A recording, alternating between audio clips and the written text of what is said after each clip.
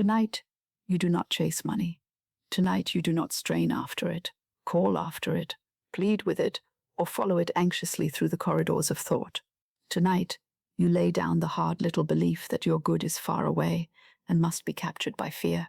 You lay down the weary habit of counting, fearing, calculating, and imagining that supply can be late to the one who is held in divine order. There is a softer law than struggle. There is a higher way than pressure. There is a quiet path by which money comes, not through anxiety, not through force, not through frightened effort, but under grace, in perfect ways. I have seen many people go through the day speaking against their own good and never knowing that they were doing so. They say, "I have not enough." They say, "There is no way." They say, "Money is difficult to get." They say these words almost innocently, as if they were only describing a condition. But the spoken word is not merely description. The spoken word is direction. It sends forth a messenger. It builds a road. It opens a gate, or it closes one. So tonight, before sleep gathers you into its gentle keeping, let us recall the word. Let us recall the power hidden in the sentence spoken with faith.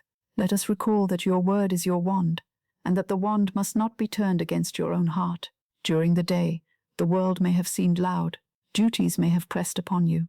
Bills may have spoken in sharp tones.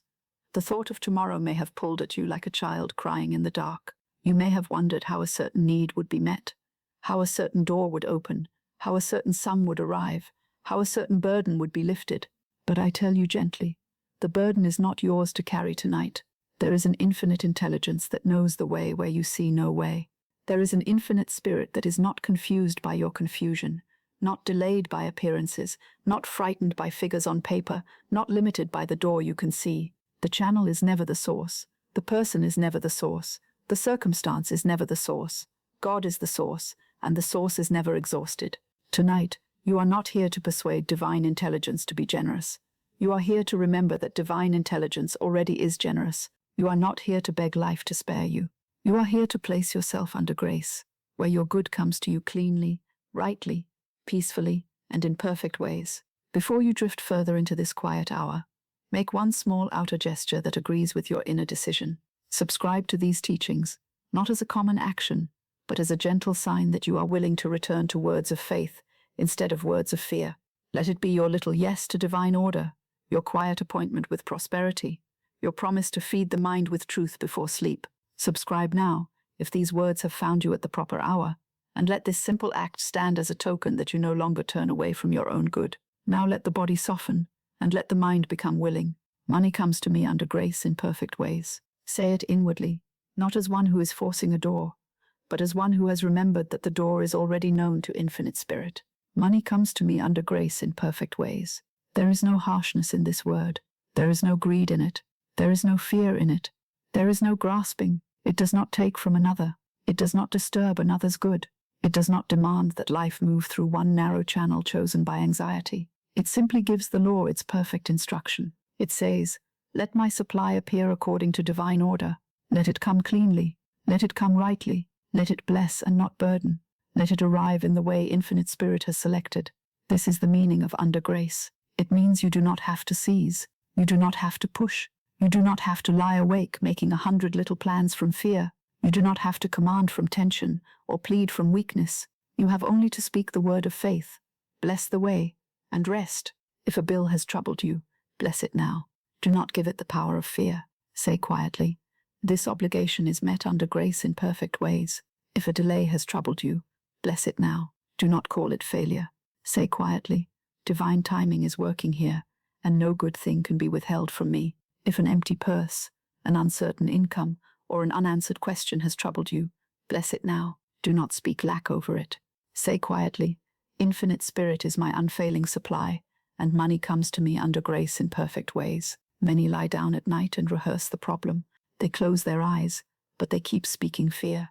They think of what is missing, what is late, what is unpaid, what is uncertain, what might be lost. Their bodies are in bed, but their words are still wandering in the marketplace, buying more anxiety. I say to you, do not send your word into the night carrying fear. Send it carrying faith. The night is a holy time for correction. The mind is more tender. The heart is more willing. The noise of the day has lowered its voice. Now the word may be planted gently, like a seed placed in prepared ground, not with force, not with strain, not with impatience. A seed does not grow faster because one trembles over it. A seed grows because it is placed in the law and left there. So place this word in the law tonight. Money comes to me under grace in perfect ways. Let it fall into the mind like a golden seed. Money comes to me under grace in perfect ways. Let it pass through the heart like a blessing. Money comes to me under grace in perfect ways. Let it quiet the nerves, relax the hands, soften the breath, and remove the ancient fear that says you must do everything alone. You are not alone in your supply. You are not alone in your household. You are not alone in your household. You are not alone in your future. Infinite Spirit knows the way. Infinite Spirit knows the right people, the right opportunities, the right timing, the right word, the right action, the right door. You may not know tonight how the money shall come. That is well. You are not asked to know the how. The how belongs to infinite intelligence. You are asked to know the truth. You are asked to speak the truth. You are asked to rest in the truth. And the truth is this: your good is not lost.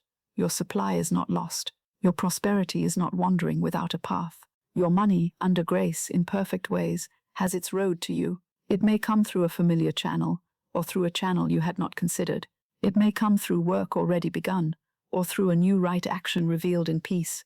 It may come through a person moved by divine order, through an opportunity prepared beyond your sight, through a debt repaid, through a gift, through a sale, through an idea, through a door that opens so naturally that you wonder why you ever feared. But it comes best when you cease fighting the air. It comes best when you stop declaring that there is no way. It comes best when you no longer put your faith in lack. It comes best when your words cease contradicting your prayers. A frightened word is a little gate closed against good. A faithful word is a gate opened. So tonight, open the gate. Do not say, I cannot afford it. Say, Infinite Spirit provides the perfect supply. Do not say, money never stays with me. Say, money is blessed as it comes, blessed as it goes, and blessed as it returns multiplied under grace. Do not say, I am always behind. Say, divine order restores all things, and my affairs are brought into perfect adjustment. And if the mind says, but how? Answer gently, Infinite Spirit knows the way. If the mind says, but when? Answer gently, divine timing is perfect. If the mind says, but from where? Answer gently, from the inexhaustible source, through the perfect channel. If the mind says, but I am tired, answer gently, then rest. The burden is not mine to carry tonight. There is a sacred difference between laziness and trust. Trust does not refuse right action. Trust waits for right action. Trust listens. Trust blesses. Trust speaks the word and refuses to panic. Trust does not run from door to door in terror. Trust stands in faith until the secret door is shown. Tonight, we begin there, not in panic, not in pleading, not in pursuit, but in grace. You let money come to you under grace in perfect ways. You let supply find you through divine order. You let the right channels open without strain. You let the false pressure fall away. You let the old words of lack lose their authority. You let the new word of faith take the throne. Money comes to me under grace in perfect ways. There is peace in that sentence. There is order in that sentence. There is rest in that sentence. There is a quiet command, not of force, but of faith. There is no anxiety in it, no fever, no begging, no frantic reaching. It is a royal word, and yet a humble one. It bows before Infinite Spirit, and at the same time refuses to bow before lack. That is the true spiritual position. Humble before God, fearless before appearances. So now, as the room grows quieter around you, and the night gathers its soft folds, give up the hard work of fear. Fear has never paid a bill. Fear has never opened the right door. Fear has never made the purse holy. Fear only repeats the problem, until the soul grows weary. Faith speaks once and rests. So speak once. Money comes to me under grace in perfect ways. Speak again, if the heart needs comfort. Money comes to me under grace in perfect ways. And again more softly. Money comes to me under grace in perfect ways. Now the word has gone before you. It has entered the unseen. It is not idle.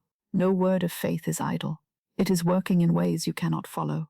It is arranging, attracting, dissolving, correcting, blessing, preparing. You may sleep now with less effort.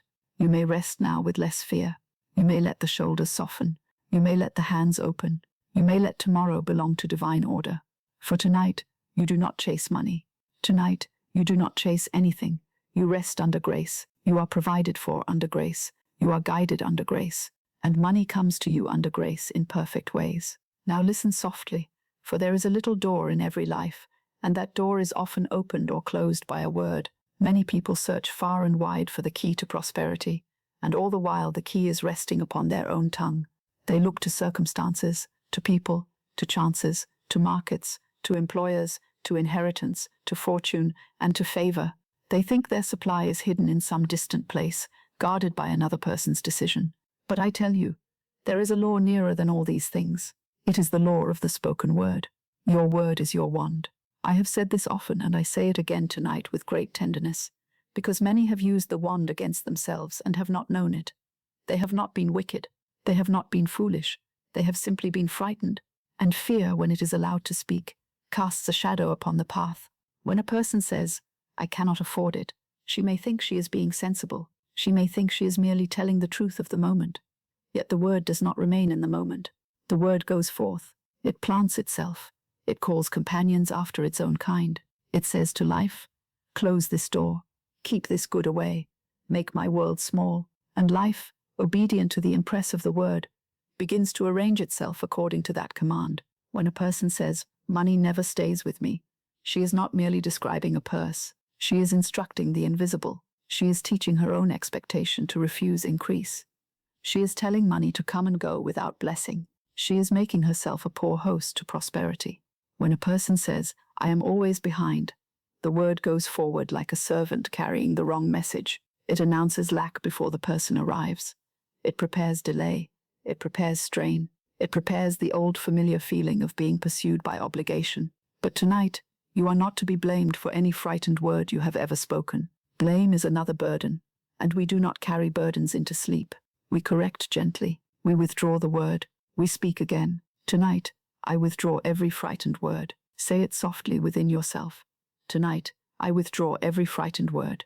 No word of lack has power over the child of infinite spirit when it is denied and replaced by the word of truth. If you have spoken against your own prosperity, you may speak again for it. If you have sent your word down the road of fear, you may call it back and send forth a new one under grace. Do not send your word against your own good. Do not send it out in the garments of fear. Do not let it go wandering through the night carrying poverty, delay, resentment, or dread. Your word is too precious for that. Your word is creative. Your word is a messenger. Your word is a seed. Your word is a little ship upon the waters, and it returns bearing cargo after its kind. So let the word you send tonight be blessed. Let it be simple. Let it be clear. Let it be full of faith. Money comes to me under grace in perfect ways. This is not a word of struggle. It is not a word of vanity. It is not a word of grasping. It is a word of order. It is a word that allows infinite spirit to choose the path. It is a word that releases you from the weary effort of dictating every channel. It is a word that refuses lack, yet does not force life. It blesses the supply, blesses the way, blesses the timing, and blesses all who are concerned. There are words that shut the door, and there are words that open it. A word of complaint may shut the door. A word of resentment may shut the door. A word of fear may shut the door. A word of finality, spoken over a temporary condition, may shut the door. When one says, "There is no way," she has forgotten that infinite intelligence is not limited to the roads already seen. When one says, "It is impossible," she has forgotten that the possible and the impossible are human measurements, not divine measurements. When one says, "I never have enough," she has drawn a circle of limitation around her own expectation.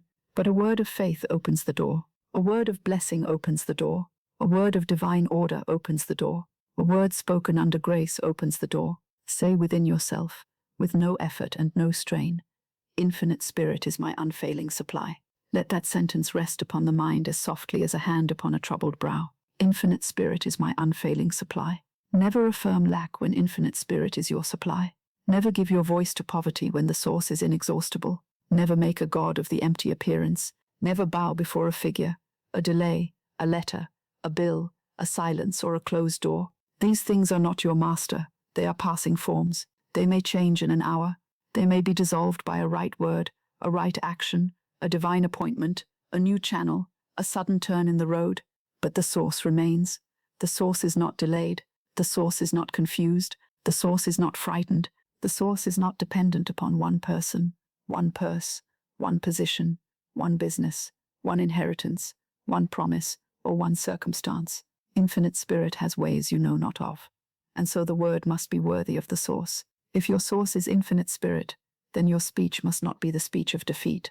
Your speech must not say, I am cut off.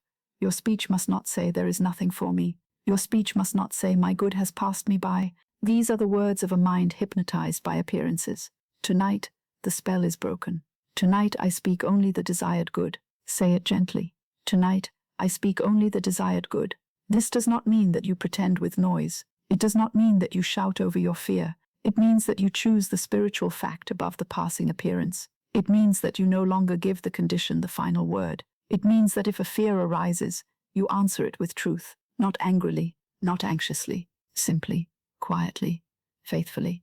If fear says, what will happen tomorrow? Answer, divine order will happen tomorrow. If fear says, how shall this be paid?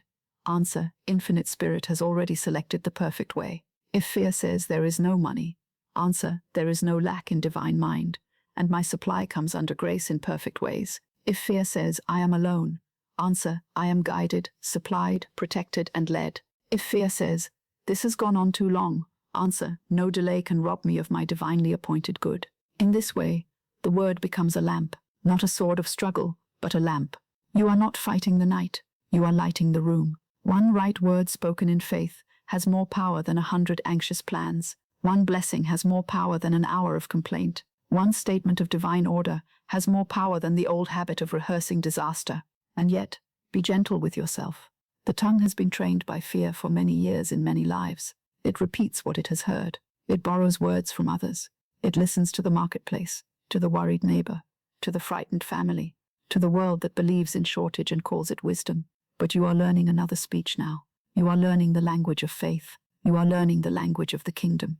The kingdom does not say, there is not enough. The kingdom says, all that the Father hath is mine. The kingdom does not say, I am forgotten.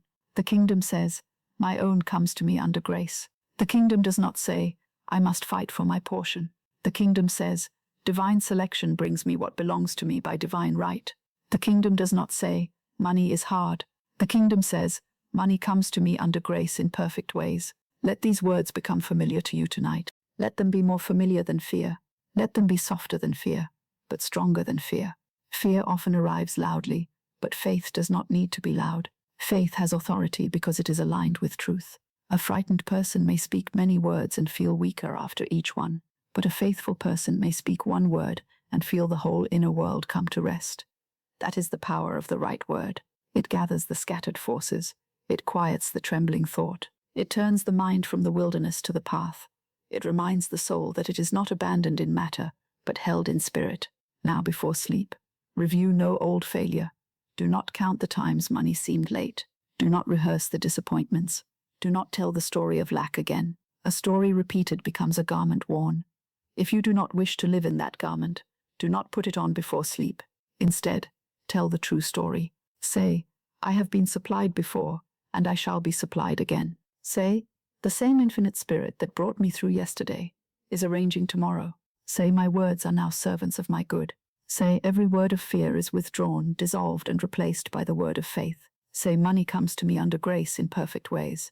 Let the last word of the day be a faithful word. Many give the last word to fear. They lie down and say inwardly, what if there is not enough? What if nothing changes? What if no one helps? What if the door does not open?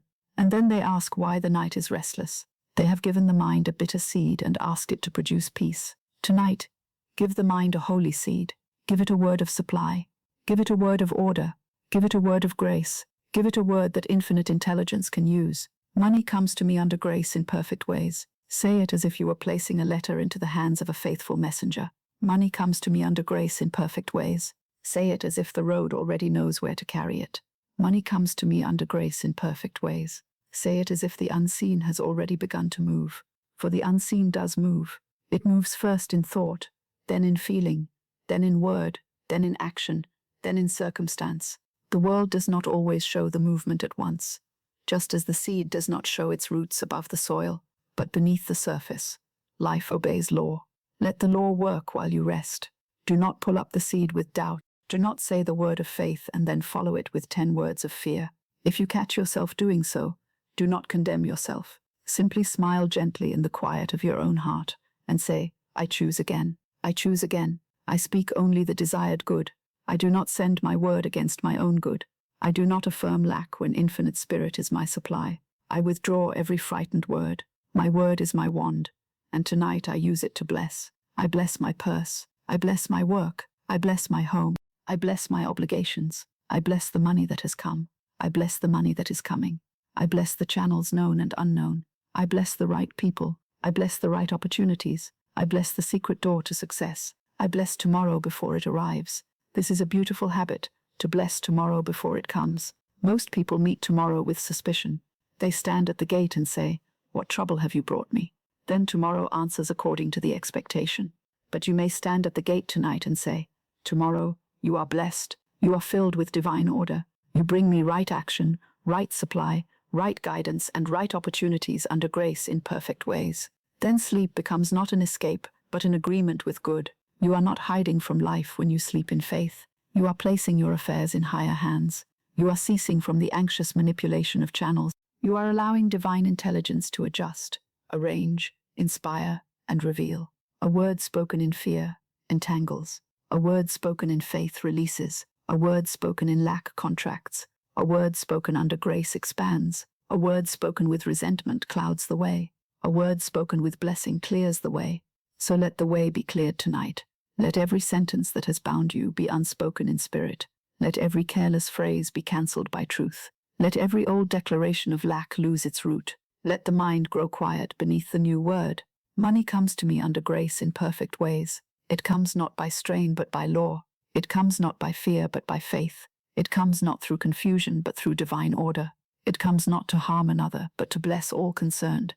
It comes not as a burden but as a blessing. It comes in the perfect amount, at the perfect time, through the perfect channel, under grace in perfect ways. Now rest in the word.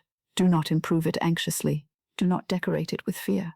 Do not ask it every moment whether it has begun to work.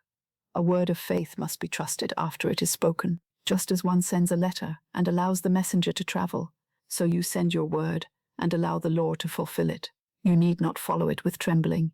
You need not look behind every curtain. You need not decide how the entire universe shall answer. Infinite Spirit knows the way. And so tonight, your speech is cleansed. Your word is lifted. Your expectation is softened. Your fear is answered. Your supply is blessed. The door is no longer closed by careless language. The door is opened by the word of faith. Your word is your wand. Use it gently.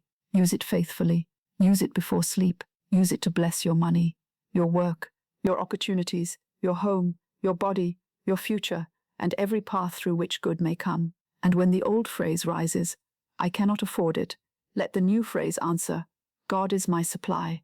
When the old phrase rises, "Money never stays," let the new phrase answer, "Money is blessed and multiplies under grace." When the old phrase rises, "I am behind," let the new phrase answer, "Divine order brings all things into perfect adjustment." When the old phrase rises, "I do not know the way," let the new phrase answer, "Infinite Spirit knows the way." And then return to the central word, the gentle word, the prosperous word, the sleeping word, the faithful word. Money comes to me under grace in perfect ways. Money comes to me under grace in perfect ways. Money comes to me under grace in perfect ways. Let this be the word that closes the day. Let this be the word that opens the door. Let this be the word that travels before you into tomorrow. Let this be the word that keeps watch while you sleep. For the word of fear has been withdrawn. The word of lack has been denied. The word of faith has been spoken. And Infinite Spirit knows the way. Now let us go a little deeper into the quiet truth of supply. For this truth, when it is understood, removes much of the trembling from the heart. Money is not your source. Say this softly within yourself, not as a denial of money, but as a liberation from fear. Money is not my source. Money is a channel. Money is a form. Money is one of the garments supply may wear as it enters your life. But it is not the source. And because it is not the source, you need not fear it, worship it, chase it, resent it, or believe that your life is held captive by it. The human mind is often frightened because it mistakes the channel for the fountain. It looks at one door and says, "If this door does not open, I am lost." It looks at one person and says, "If this person does not help me, I am unsupported." It looks at one position, one customer, one payment, one household account, one purse, one opportunity, and says, "This is my supply." Then, if the channel seems delayed, the heart begins to tremble. But the channel is not the source. The channel may change, but the source never fails. Infinite Spirit is my unfailing supply. Let that sentence fall gently upon the mind. Infinite Spirit is my unfailing supply.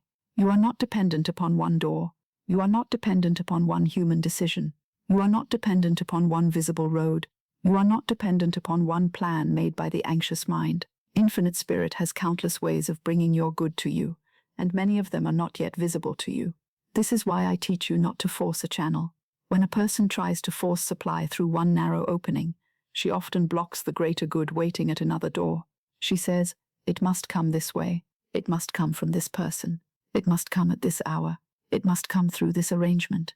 And all the while, divine intelligence may be preparing a more perfect way, a cleaner way, a more peaceful way, a way that blesses all concerned. Tonight, you do not have to know the way. Infinite Spirit knows the way. You do not have to lie awake inventing every possible method by which money might appear. You do not have to rehearse conversations that have not happened. You do not have to argue inwardly with those who have not answered. You do not have to press your tired mind against a closed door until your whole soul grows weary. You may rest. You may say, "I do not depend upon one door." Say it gently. I do not depend upon one door. I do not depend upon one channel. I do not depend upon one person. I do not depend upon one condition. Infinite Spirit opens the perfect way. There is great peace in this. There is a holy freedom in no longer making an idol of the channel. The channel is only the cup. The source is the spring. If one cup is not used, another may be placed before you. If one road is closed, another may appear. If one promise is not fulfilled, the divine promise still stands. If one plan dissolves, the divine plan remains. A person who believes money is the source becomes afraid of money. She clutches it when it comes. She mourns it when it goes. She watches it with suspicion. She speaks of it with anxiety. She imagines that if it leaves by one door, no other can ever open. But a person who knows Infinite Spirit as the source can bless money when it comes and bless money when it goes, for she knows that the circulation of good is under divine law. Money comes, money goes, and money returns under grace in perfect ways. The source remains. The source is not diminished because you have paid an obligation. The source is not exhausted because you have met a need. The source is not frightened by a bill, a price, a number, a delay, or a demand. Infinite Spirit is abundance itself, and abundance does not become poor by expressing itself. If you could only see how often supply has been frightened away by the belief that there is only one way. If you could only see how the anxious mind builds little fences around divine intelligence and says, "You may come through this gate only." Then, when the gate does not open, it weeps beside the fence, forgetting that the whole field belongs to God. Tonight, let the fences fall. Let the mind become wide. Let the heart become quiet. Let the channels be released. Money comes to me under grace in perfect ways, not merely through the way I have planned, not merely through the person I have expected, not merely through the door I have been watching, not merely through the hour I have chosen. Money comes to me under grace in perfect ways, through the wisdom of Infinite Spirit. It may come through work blessed and increased. It may come through an opportunity that has been quietly moving toward you. It may come through a person who suddenly remembers your name. It may come through a debt repaid, a letter received, an invitation extended, a sale completed, a gift offered, a forgotten account, a new idea, a right decision, a change of direction, or a door that opens so naturally that it seems to have always been waiting, and sometimes supply comes first as guidance. This is very important. Many ask for money, but they ignore the guidance that would lead them to it. They ask for increase, but they do not listen when intuition whispers, "Write this letter, speak to this person, put your affairs in order, rest tonight, wait until tomorrow, do not sign, do not fear, go there, leave this, bless that, be still." Infinite Spirit often opens the way through a quiet impression, a simple idea, a peaceful urge, a divine nudge within the heart. It does not always arrive with thunder. Sometimes the perfect way begins as a little thought that comes without strain. You may wake tomorrow with a clear idea. You may remember someone at the proper moment. You may feel drawn to take a small right action. You may suddenly know what to say or what not to say. You may feel peace where yesterday there was pressure. This too is supply. Guidance is supply. Wisdom is supply. Right action is supply. Peace is supply. Courage is supply. A clear word is supply. A divine appointment is supply. And money follows the path of divine order when the mind ceases to interfere with fear.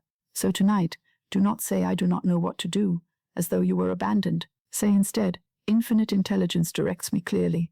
Do not say there is no way, as though the visible world were the whole world. Say instead, infinite spirit opens the perfect way. Do not say my supply is gone, as though a channel could exhaust God. Say instead, the channel may change but the source never fails. Let these words become pillows for the mind. The channel may change but the source never fails. The channel may change but the source never fails. The channel may change but the source never fails. How many have suffered because they clung to a channel after divine wisdom had already moved on? They held to one form, one expectation, one person, one path, and they called their clinging faith. But faith does not cling to the channel. Faith clings to God. Faith says, I accept the perfect way. I accept the divinely selected channel. I accept the good that comes under grace. If a door closes, do not bow your head in defeat. Stand quietly in spirit and say, this is not my door, or it will open under grace. My own door cannot be shut against me. If a person fails you, do not declare yourself unsupported. Say, no person is my source. Infinite Spirit is my source, and my help comes through the right person at the right time. If a payment is delayed, do not declare lack. Say, divine order governs this now. No delay can rob me of my divinely appointed good. If money seems scarce, do not make scarcity your God. Say, Infinite Spirit is my unfailing supply, and money comes to me under grace in perfect ways. Then rest. The mind will ask for proof. The frightened mind always wants proof before it will rest. It says, show me the letter, show me the money, show me the person, show me the exact hour. But the spiritual mind knows that faith is often required before the appearance changes. Faith does not mean pretending that fear never came. Faith means refusing to let fear rule the word. Tonight, your proof is the nature of God. Infinite Spirit is not limited. Infinite Spirit is not weary. Infinite Spirit is not poor. Infinite Spirit is not confused. Infinite Spirit opens the perfect way. You may not see that way tonight, because tonight is not the hour for straining the eyes. Tonight is the hour for resting the soul. Tonight is the hour for placing the whole affair in divine hands and speaking the word that frees you from bondage to one channel. Money is not my source. Infinite Spirit is my unfailing supply. I do not depend upon one door. The channel may change, but the source never fails. Infinite Spirit opens the perfect way. Money comes to me under grace in perfect ways. Let this truth enter the body. Let it quiet the breath. Let it loosen the hand that has been gripping the problem. Let it soften the brow that has been wrinkled with thought. Let it calm the heart that has been waiting for one answer from one place. You are not waiting upon the world. You are waiting upon God. And waiting upon God is not anxiety. It is expectancy. It is a serene knowing that the next step will be shown. The right person will appear. The correct word will be spoken. The perfect amount will arrive. The good will take form, and the blessing will not miss its appointed place. I have often seen supply come when the person stopped dictating the route. A woman believed her good must come through a certain payment, and the payment was delayed. She grew anxious and began to say, nothing ever comes when I need it. But then she corrected herself. She blessed the delayed payment and said, this is not my source. Infinite Spirit is my source. My supply comes under grace in perfect ways. Soon after, help came through a different channel, one she had never considered, and the delayed payment arrived later as an added blessing. Had she clung in fear to the first channel, she would have suffered needlessly. This is the little miracle of releasing the channel. When you release the channel, you do not release the good. You release the pressure around the good. You release the narrowness. You release the fear that says God must obey your anxiety. You allow divine intelligence to choose better than the frightened mind can choose. So if there is a name in your mind tonight, bless that person and release them as your source. If there is a door in your mind tonight, bless that door and release it as your source. If there is a sum in your mind tonight, bless that sum and release the manner of its coming. If there is a deadline in your mind tonight, bless the time and place it under divine order. Say, my good comes to me under grace, in the perfect way, at the perfect time, through the perfect channel. Say, I am not dependent upon human limitation. Say, I am supplied by Infinite Spirit. Say, I am led to my prosperity by divine intelligence. Say, I am safe in divine order. This safety is what permits sleep. A person cannot truly rest while she believes she is alone in the universe. A person cannot truly rest while she believes that one closed door is stronger than God. A person cannot truly rest while she believes that a figure on paper has more authority than the spoken word of faith. But when she remembers the source, the soul begins to breathe again. The body may lie down. The mind may grow still. The heart may say, I do not have to solve it all tonight. No, you do not. You do not have to solve it all tonight. You do not have to arrange every person. You do not have to foresee every event. You do not have to choose every channel. You do not have to force tomorrow to explain itself before you sleep. Your part tonight is simple. Speak the right word. Rest in faith. Be willing to follow intuition when it comes, and allow infinite spirit to open the perfect way. If tomorrow brings a right action, you will know it. It will not feel like panic. It will have a quiet strength. It will come with a kind of inner certainty. It may be very simple. It may be to write, to ask, to organize, to forgive, to bless, to wait, to go, to stop, to begin. Right action is not always dramatic. Sometimes right action is the next little step taken without fear. But tonight is not the hour of many steps. Tonight is the hour of the word. Money is not my source. Infinite spirit is my unfailing supply. The channel may change, but the source never fails. I do not depend upon one door. Infinite spirit opens the perfect way. Money comes to me under grace in perfect ways. Let the sentence repeat itself softly, like a gentle tide.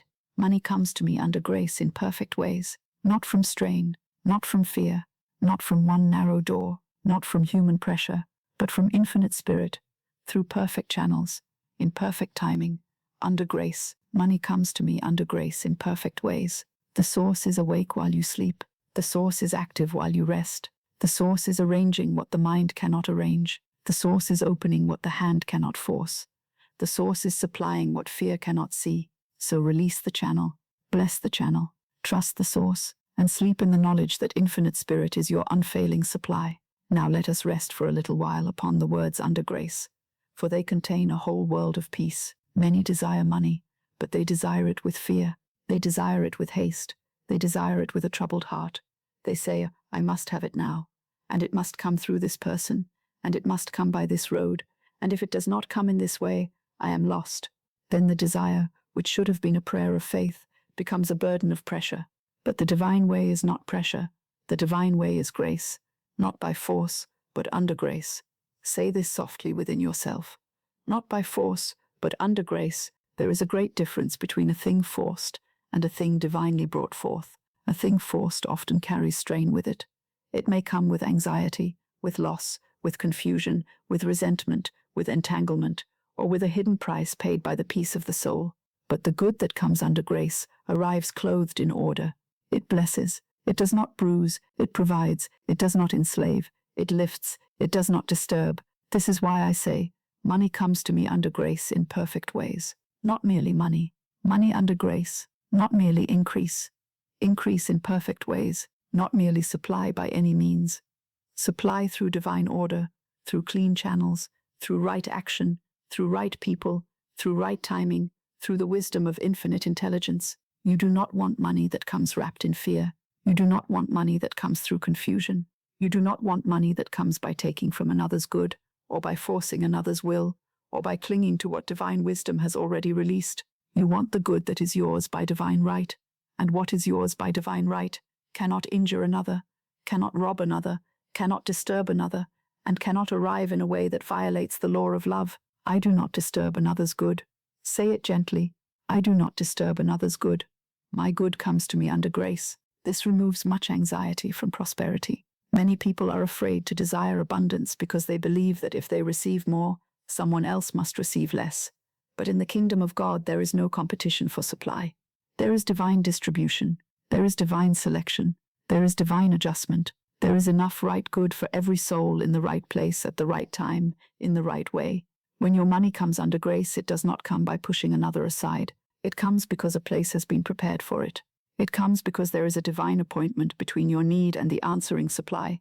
It comes because infinite spirit knows how to bless all concerned. So tonight, release every harsh way. Release the way of pressure. Release the way of panic. Release the way of grasping. Release the way of forcing. Release the way of saying it must be this and it must be now and it must be through this channel. I do not force the channel. Say it softly and let the body feel the relief of it. I do not force the channel.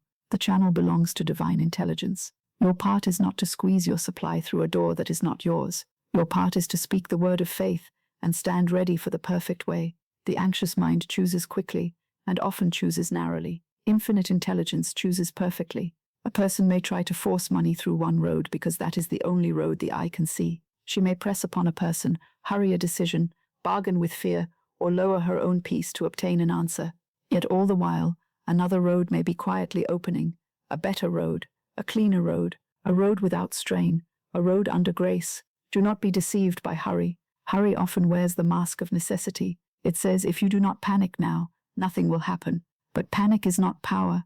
Panic is confusion claiming to be action. Panic speaks too soon, chooses too low, agrees too quickly, and forgets the divine plan. Grace does not panic. Grace is swift when swiftness is right, and patient when patience is right. Grace may move in an instant, or it may ask you to be still until the perfect hour. Grace is never late, because grace is not governed by the frightened clock of the human mind. Imperfect ways means imperfect timing. Imperfect ways means through the perfect channel. Imperfect ways means with the perfect people. Imperfect ways means without injury, without loss, without entanglement, without confusion, and without regret. Imperfect ways means that your good comes in a manner you can bless after it arrives. There are things people obtain and then cannot sleep beside. There are gains that trouble the heart. There are bargains that leave a shadow. There are opportunities that look like supply but carry unrest within them. This is not the kind of good we call forth tonight. We do not call forth any money that would cost you your peace, your honor, your health, your faith, or your freedom. We call forth money under grace. Money that is clean, money that is blessed, money that is divinely appointed, money that circulates in love, money that meets every demand, money that comes in perfect ways and leaves no sorrow with it. The blessing of the Lord, it maketh rich, and he addeth no sorrow with it. Let this truth be held gently in the heart. Divine supply does not need to arrive with sorrow. It does not need to arrive with shame. It does not need to arrive with pressure. It does not need to arrive with fear. The good of God is good all the way through.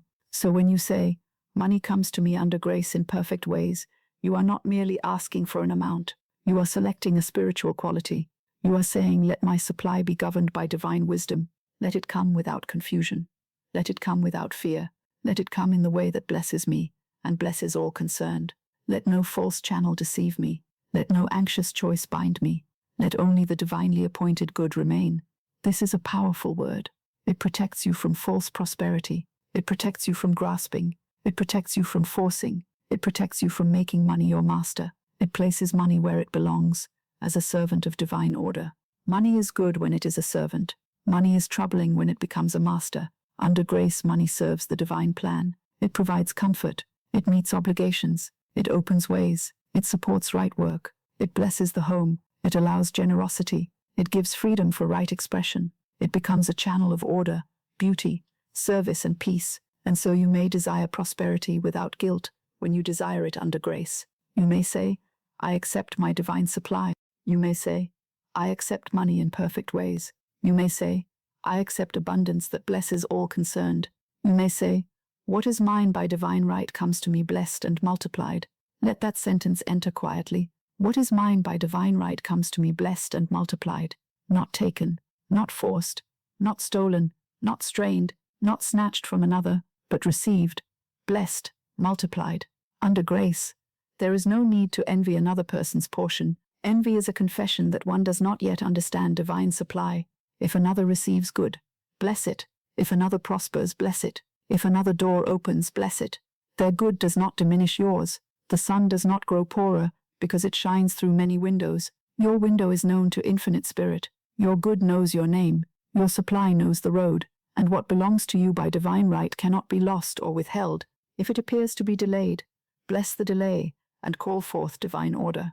If it appears to be lost, bless the appearance and declare restoration or replacement under grace. If it appears to have gone to another, bless the other and know that your own cannot miss you. What is truly yours cannot be taken by another, and what is not yours cannot satisfy you if you force it. The frightened mind says, I must grasp this or there will be nothing else. Faith says, if it is mine by divine right, it remains or returns. If it is not mine, something better is selected for me under grace. This is freedom. This is the end of the feverish struggle. This is the rest of the soul, not through struggle, but in perfect ways. Say it softly, not through struggle, but in perfect ways. How often people think struggle is a virtue. They think that if they worry enough, they are being responsible. They think that if they cannot sleep, they are proving they care. They think that if they carry the burden alone, they are being strong. But worry is not responsibility. Sleeplessness is not faith. Burden-bearing is not divine wisdom. You may do your right work and still rest. You may meet your obligations and still trust. You may take right action and still be free from panic. You may desire money and still place God first. You may prepare, organize, speak, ask, work, receive, and bless, all under grace. The difference is not always in the outer act. The difference is in the inner pressure. One person acts from fear and grows more entangled. Another acts from guidance and grows more free. One speaks from desperation and closes the way. Another speaks from faith and opens it. One clings to the channel. Another trusts the source. Tonight we choose the gentle way. We choose the powerful way. We choose the graceful way. Money comes to me under grace in perfect ways. Say it slowly enough that the mind cannot rush past it. Money comes to me under grace in perfect ways. Under grace means there is no need for violence in thought. Under grace means there is no need to punish yourself for the past. Under grace means there is no need to wrestle with tomorrow. Under grace means there is no need to make an idol of time. Under grace means there is no need to fear another's decision. Under grace means there is a divine plan operating beneath the appearance. In perfect ways means the answer comes rightly. In perfect ways means the supply fits the need. In perfect ways means the path is blessed. In perfect ways means the heart may sleep. Now, if there is urgency in you, let it be softened. If there is a tightness in the chest, let the word of grace move through it. If there is fear about an amount, put that amount under grace. If there is fear about a debt, put that debt under grace. If there is fear about a household need, put that need under grace. If there is fear about work, income, business, property, family, or the future, put it all under grace. Say this entire situation is now under grace and in perfect divine order. Say the perfect way is open. Say I need not force the channel. Say I need not disturb another's good. Say what is mine by divine right comes to me blessed and multiplied. Say money comes to me under grace in perfect ways. There is great power in placing a situation under grace. It removes it from the realm of frantic handling and places it in the realm of divine adjustment. It does not mean you do nothing forever. It means you stop acting from fear. It means you let fear fall silent long enough for intuition to speak. Grace has its own instructions. Grace may say, be still. Grace may say, speak now. Grace may say, release this. Grace may say, accept that. Grace may say, walk through this door. Grace may say, do not enter that one. Grace may say, wait until morning. Grace may say, the way is already prepared, and because grace is gentle, you must become quiet enough to hear it. The night helps you become quiet. The room grows still. The duties of the day step back. The world no longer presses so closely. This is a sacred hour to remove pressure from prosperity. This is a sacred hour to stop demanding that the anxious mind save you. This is a sacred hour to remember that infinite spirit has never been in difficulty. You may have been in difficulty, but infinite spirit has not. Your purse may have seemed empty, but infinite spirit has not been empty. Your channel may have seemed closed, but infinite spirit has not been closed. Your plan may have failed, but the divine plan has not failed. Under grace, failure is often redirection. Under grace, delay is often protection. Under grace, loss is often replacement preparing itself. Under grace, a closed door may be divine selection saying, not this, beloved one, but something better, cleaner, safer, and more perfectly yours. This is why you must not force the door. You may knock with faith, but you must not break it down with fear. You may speak the word, but you must not choke the seed with impatience. You may expect your good, but you must not dictate the divine wisdom of its root. Let the perfect way be perfect. Let grace be grace. Let God be God.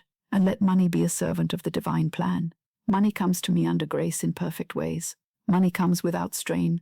Money comes without fear. Money comes without confusion. Money comes without harm. Money comes without delay in divine mind. Money comes through the right channel. Money comes at the right time. Money comes with peace. Money comes to bless. Money comes to circulate. Money comes to fulfill divine order. The mind may say, but I need it quickly. Then answer, grace is never late. The mind may say, but I do not know where it can come from. Then answer, infinite spirit knows all channels. The mind may say, but I am afraid. Then answer, I place fear under grace. The mind may say, but what if it does not come? Then answer, what is mine by divine right cannot be withheld. The mind may say, but I have struggled so long. Then answer, not through struggle but in perfect ways. Do you feel the difference? One way tightens, the other releases. One way contracts the spirit, the other lets the soul breathe. One way makes you a servant of circumstances, the other restores you to faith. Tonight, choose faith. Do not choose it loudly. Choose it quietly. Choose it in the secret place of your own thought. Choose it with a softened breath. Choose it with a relaxed hand.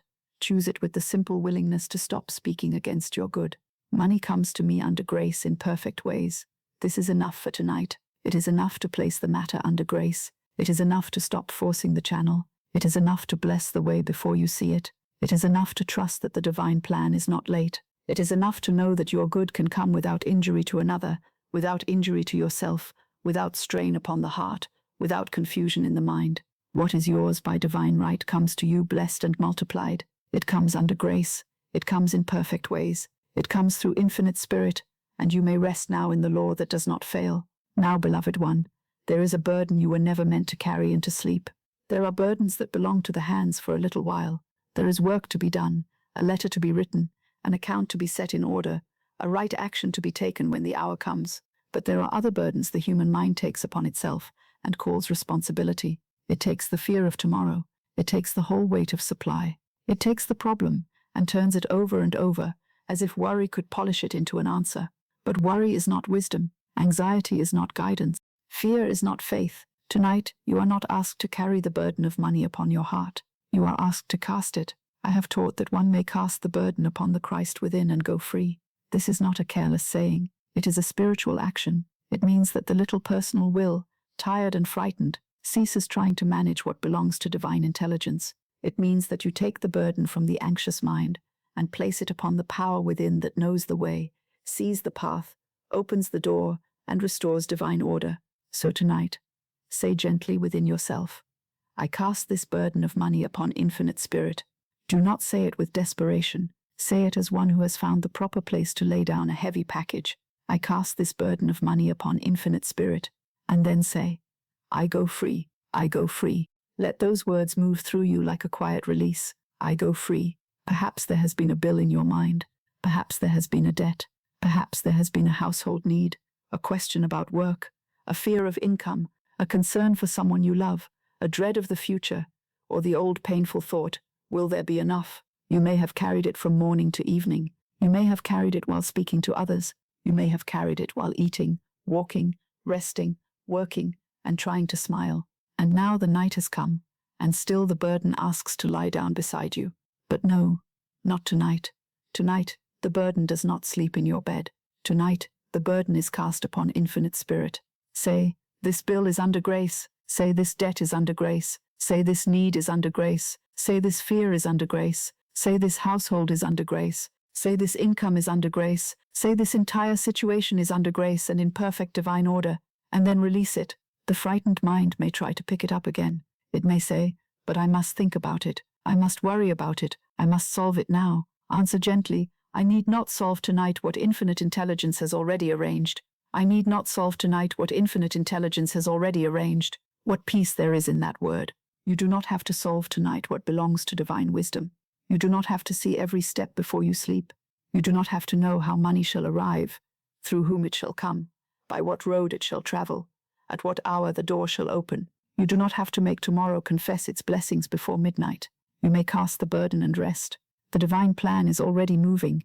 It may not yet be visible to the eye. It may not yet be written upon paper. It may not yet have reached the hand. But the divine plan is not idle, because you cannot see it. Seeds are not idle beneath the earth. The tide is not idle because it is far from the shore. A messenger is not idle because he has not yet arrived at the door. The divine plan is already moving. Say it softly.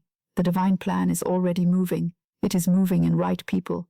It is moving in right opportunities. It is moving in right ideas. It is moving in right timing. It is moving in right words. It is moving in right action. It is moving in channels seen and unseen. It is moving under grace, in perfect ways. You may not know which person is being prepared, which letter is being written, which thought is forming, which door is loosening upon its hinges, which sum is being arranged, which opportunity is turning toward you, but infinite intelligence knows. Infinite intelligence is not confused by your need. Infinite intelligence does not look upon your finances and say, this is difficult. Difficulty belongs to the human view. Order belongs to God. And so tonight, we cast the burden, not because we are weak, but because we are wise, not because we refuse right action, but because we refuse fear, not because money is unimportant, but because God is greater than money, not because the need is unreal to the senses, but because supply is more real in spirit. I cast this burden of money upon infinite spirit, and I go free. Let the words become a little prayer. I cast this burden of money upon Infinite Spirit, and I go free. I cast the burden of bills. I cast the burden of debts. I cast the burden of tomorrow.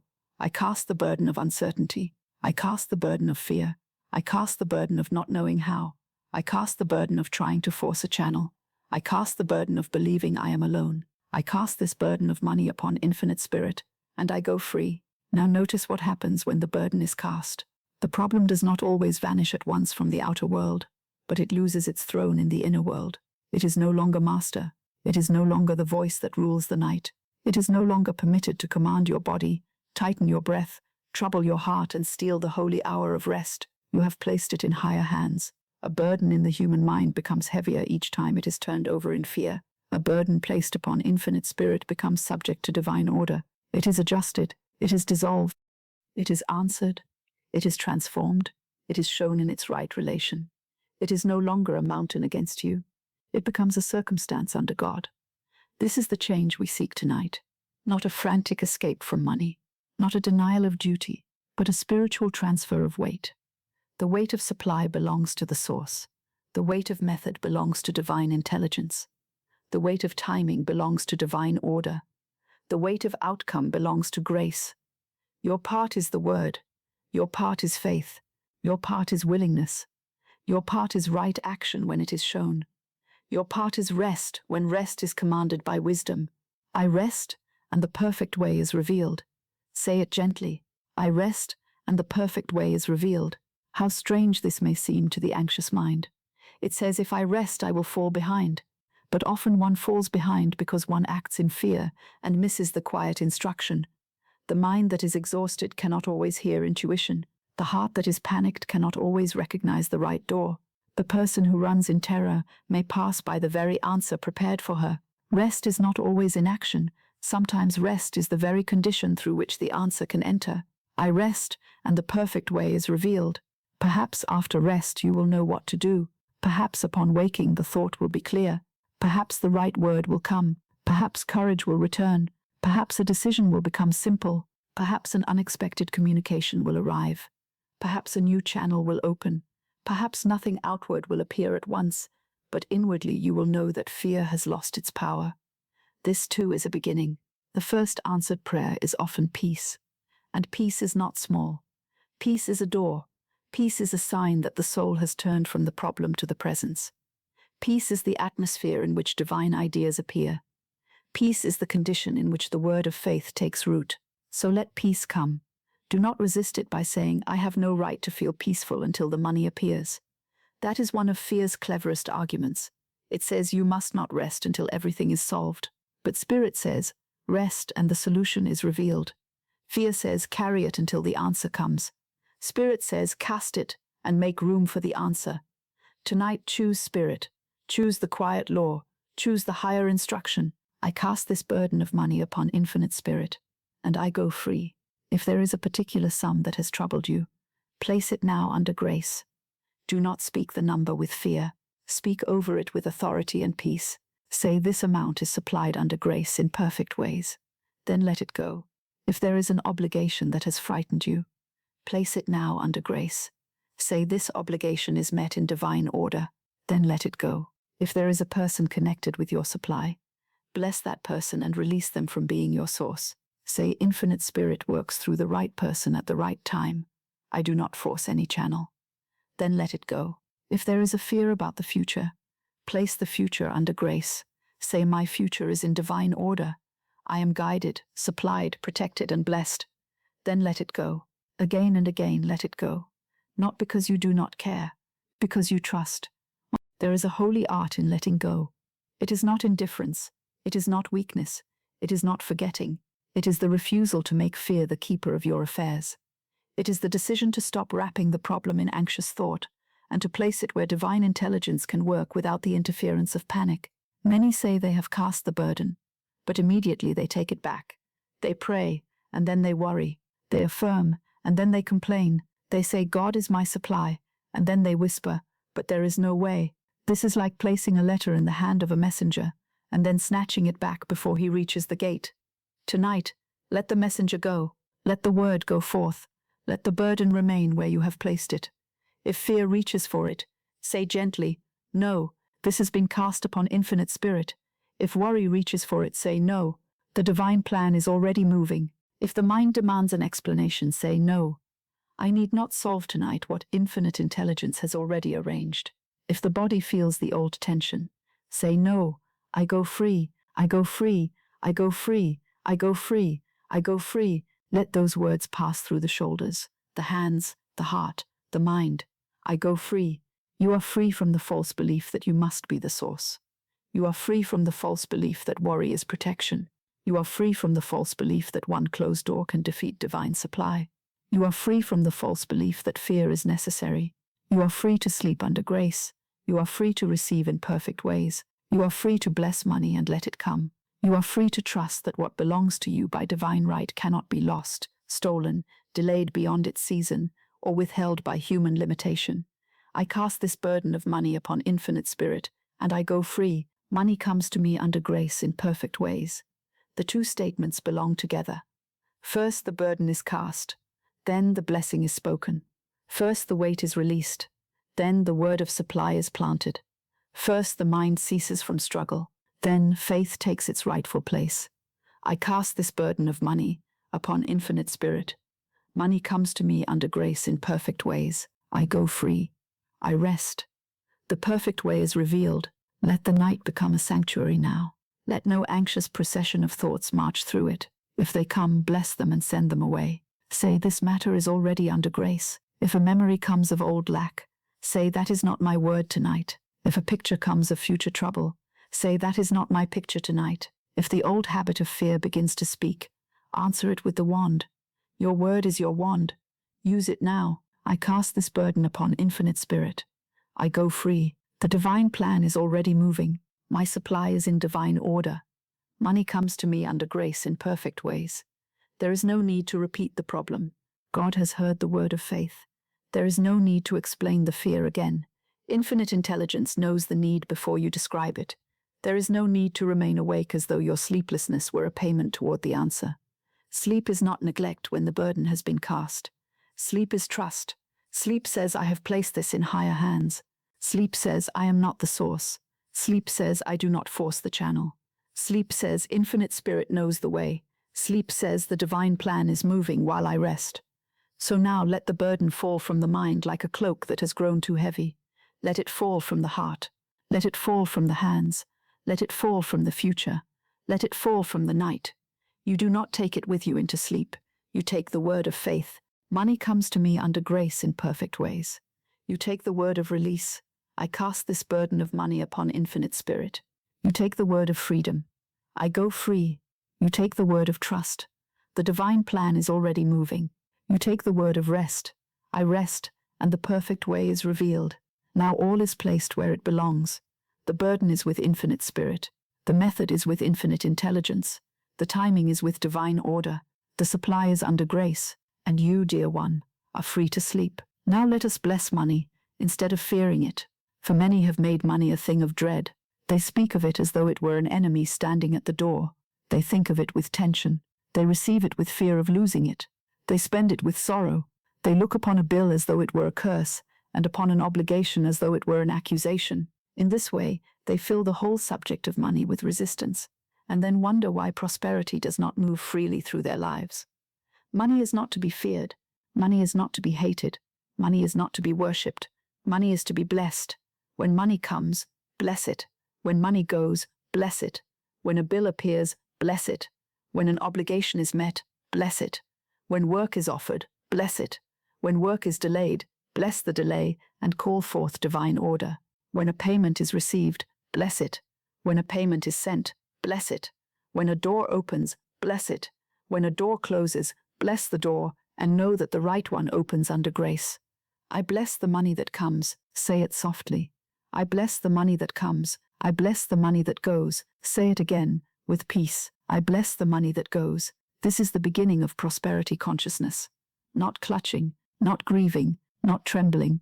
Blessing, gratitude, circulation, faith. To bless money is to place it under divine order. To fear money is to wrap it in confusion. To resent money is to block its free movement. To bless it is to let it take its proper place as a servant of good. Every dollar is blessed and returns multiplied under grace. Let that sentence rest in the mind. Every dollar is blessed and returns multiplied under grace. You see, money is a form of circulation. It comes and it goes. It moves. It serves. It passes from hand to hand, from household to household, from need to need, from service to service. If you fear its going, you interrupt the peace of its coming. If you bless its going, you keep yourself in the stream of divine supply. This does not mean you are careless. Divine order is never careless. It means you are not afraid. There is a difference between wise stewardship and fear. Wisdom may say, put this in order. Fear says, there will never be enough. Wisdom may say, wait. Fear says, you are abandoned. Wisdom may say, pay this gladly. Fear says, something terrible is happening. Wisdom brings calm direction. Fear brings confusion. So when you handle money, handle it with blessing. If you place money in another hand, say inwardly, I bless this money, and it returns to me multiplied under grace. If you pay for food, say, I bless this money and the nourishment it provides. If you pay for shelter, say, I bless this money and the home it supports. If you pay for warmth, clothing, service, healing, travel, learning, or any right need, bless the money and bless the service. Do not let money leave you under a curse. Many unknowingly curse the money that goes out. They say, there it goes again. I never have enough.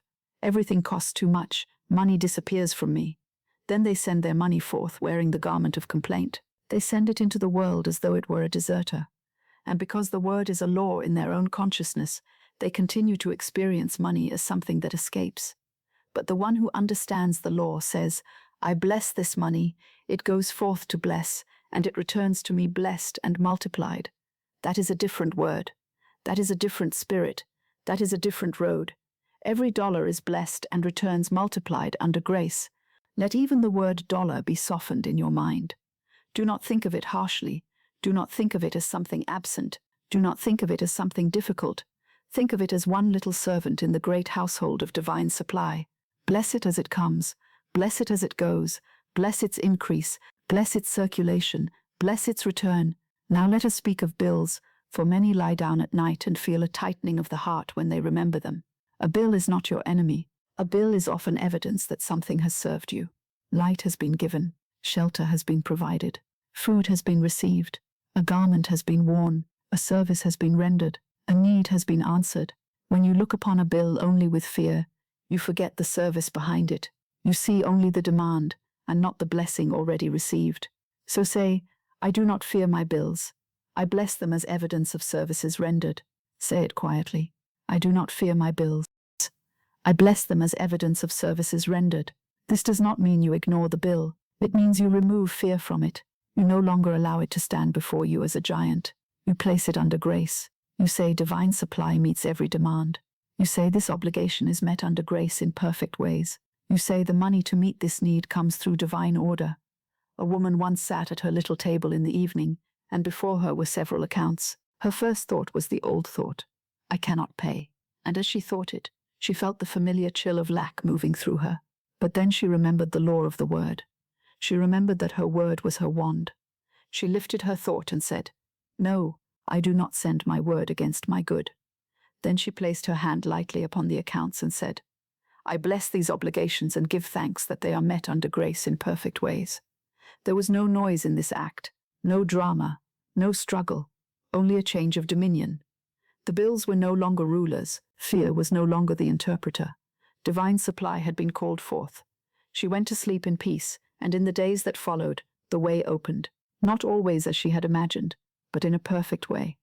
A payment arrived, a small opportunity appeared, a person remembered a debt, an expense was adjusted. She was led to take a simple right action. What had seemed like a wall became a gate. This is the power of blessing instead of fearing. Fear says, this is against me. Blessing says, this is now under divine order. Fear says, there is not enough. Blessing says, divine supply meets every demand. Fear says, I am trapped. Blessing says, infinite spirit opens the perfect way. Fear says, this money is leaving me. Blessing says, this money goes forth to bless and returns multiplied under grace. Divine supply meets every demand. Let that sentence become firm and gentle within you. Divine supply meets every demand. Not some demands, not easy demands only, not demands the mind understands. Every demand. There is no demand made upon you for which infinite spirit does not know the supply. There is no rightful obligation that divine order cannot meet. There is no honest need that grace cannot answer. But the mind must be trained to bless the demand instead of fearing it. Fear makes the demand appear greater than God. Blessing restores it to its proper size. So if there is an obligation before you, bless it now. Say, this is met under grace. If there is a need in your household, bless it now. Say, divine supply fills this home. If there is a business matter, bless it now. Say, this work is in divine order. If there is money coming in, bless it. Say, I receive with gratitude. If there is money going out, bless it. Say, I circulate with wisdom. If there is uncertainty, bless it. Say, the unknown is filled with infinite intelligence. If there is a delay, bless it. Say, divine timing is perfect. The blessing changes your relation to the thing. It turns the heart away from battle. It removes the little poison of resentment. It prevents the tongue from speaking lack. It makes room for gratitude, and gratitude is a mighty magnet for good. Be grateful for every sign of supply, however small. Do not despise small beginnings. Do not say, this is only a little. A little blessed becomes more. A little resented remains little in consciousness. Bless the coin. Bless the note. Bless the payment. Bless the meal. Bless the roof. Bless the garment. Bless the warm bed. Bless the work of your hands. Bless the known channels and the unknown channels. A grateful heart does not sleep in poverty, even before the outer change appears. It sleeps in the atmosphere of supply. And the atmosphere of supply invites supply. Many speak of money only when they are afraid. They mention it only to complain. They think of it only when it is missing. They give it attention only in lack. Tonight, give money a new association in your consciousness. Associate money with blessing. Associate money with gratitude. Associate money with divine order. Associate money with service, peace, freedom, and right use.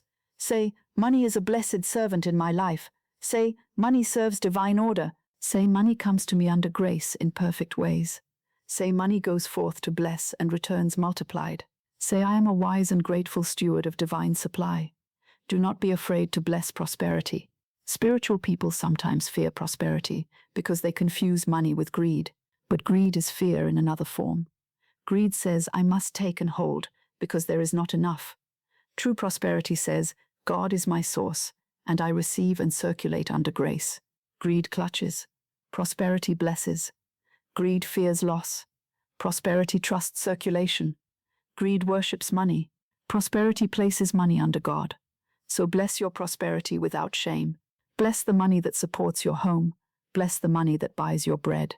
Bless the money that pays for service. Bless the money that allows rest. Bless the money that gives you freedom to express your gifts. Bless the money that enables generosity. Bless the money that comes through your work. Bless the money that comes through unexpected channels. Bless the money that comes today. Bless the money that comes tomorrow. Bless the money that is already on its way under grace in perfect ways. When you bless money, you cease to make it a battlefield. It becomes part of the divine circulation of good. You no longer stand at the gate of your life saying, what if there is not enough? You stand in faith and say, all that is needed is supplied. All that is owed is adjusted. All that is mine by divine right comes to me. All that must go goes blessed. All that must come comes blessed. I bless the money that comes. I bless the money that goes. Every dollar is blessed and returns multiplied under grace. I do not fear my bills. I bless them as evidence of services rendered. Divine supply meets every demand. Let these sentences move slowly, as though they were washing old fear from the mind. I bless the money that comes. I bless the money that goes. Every dollar is blessed, and returns multiplied under grace.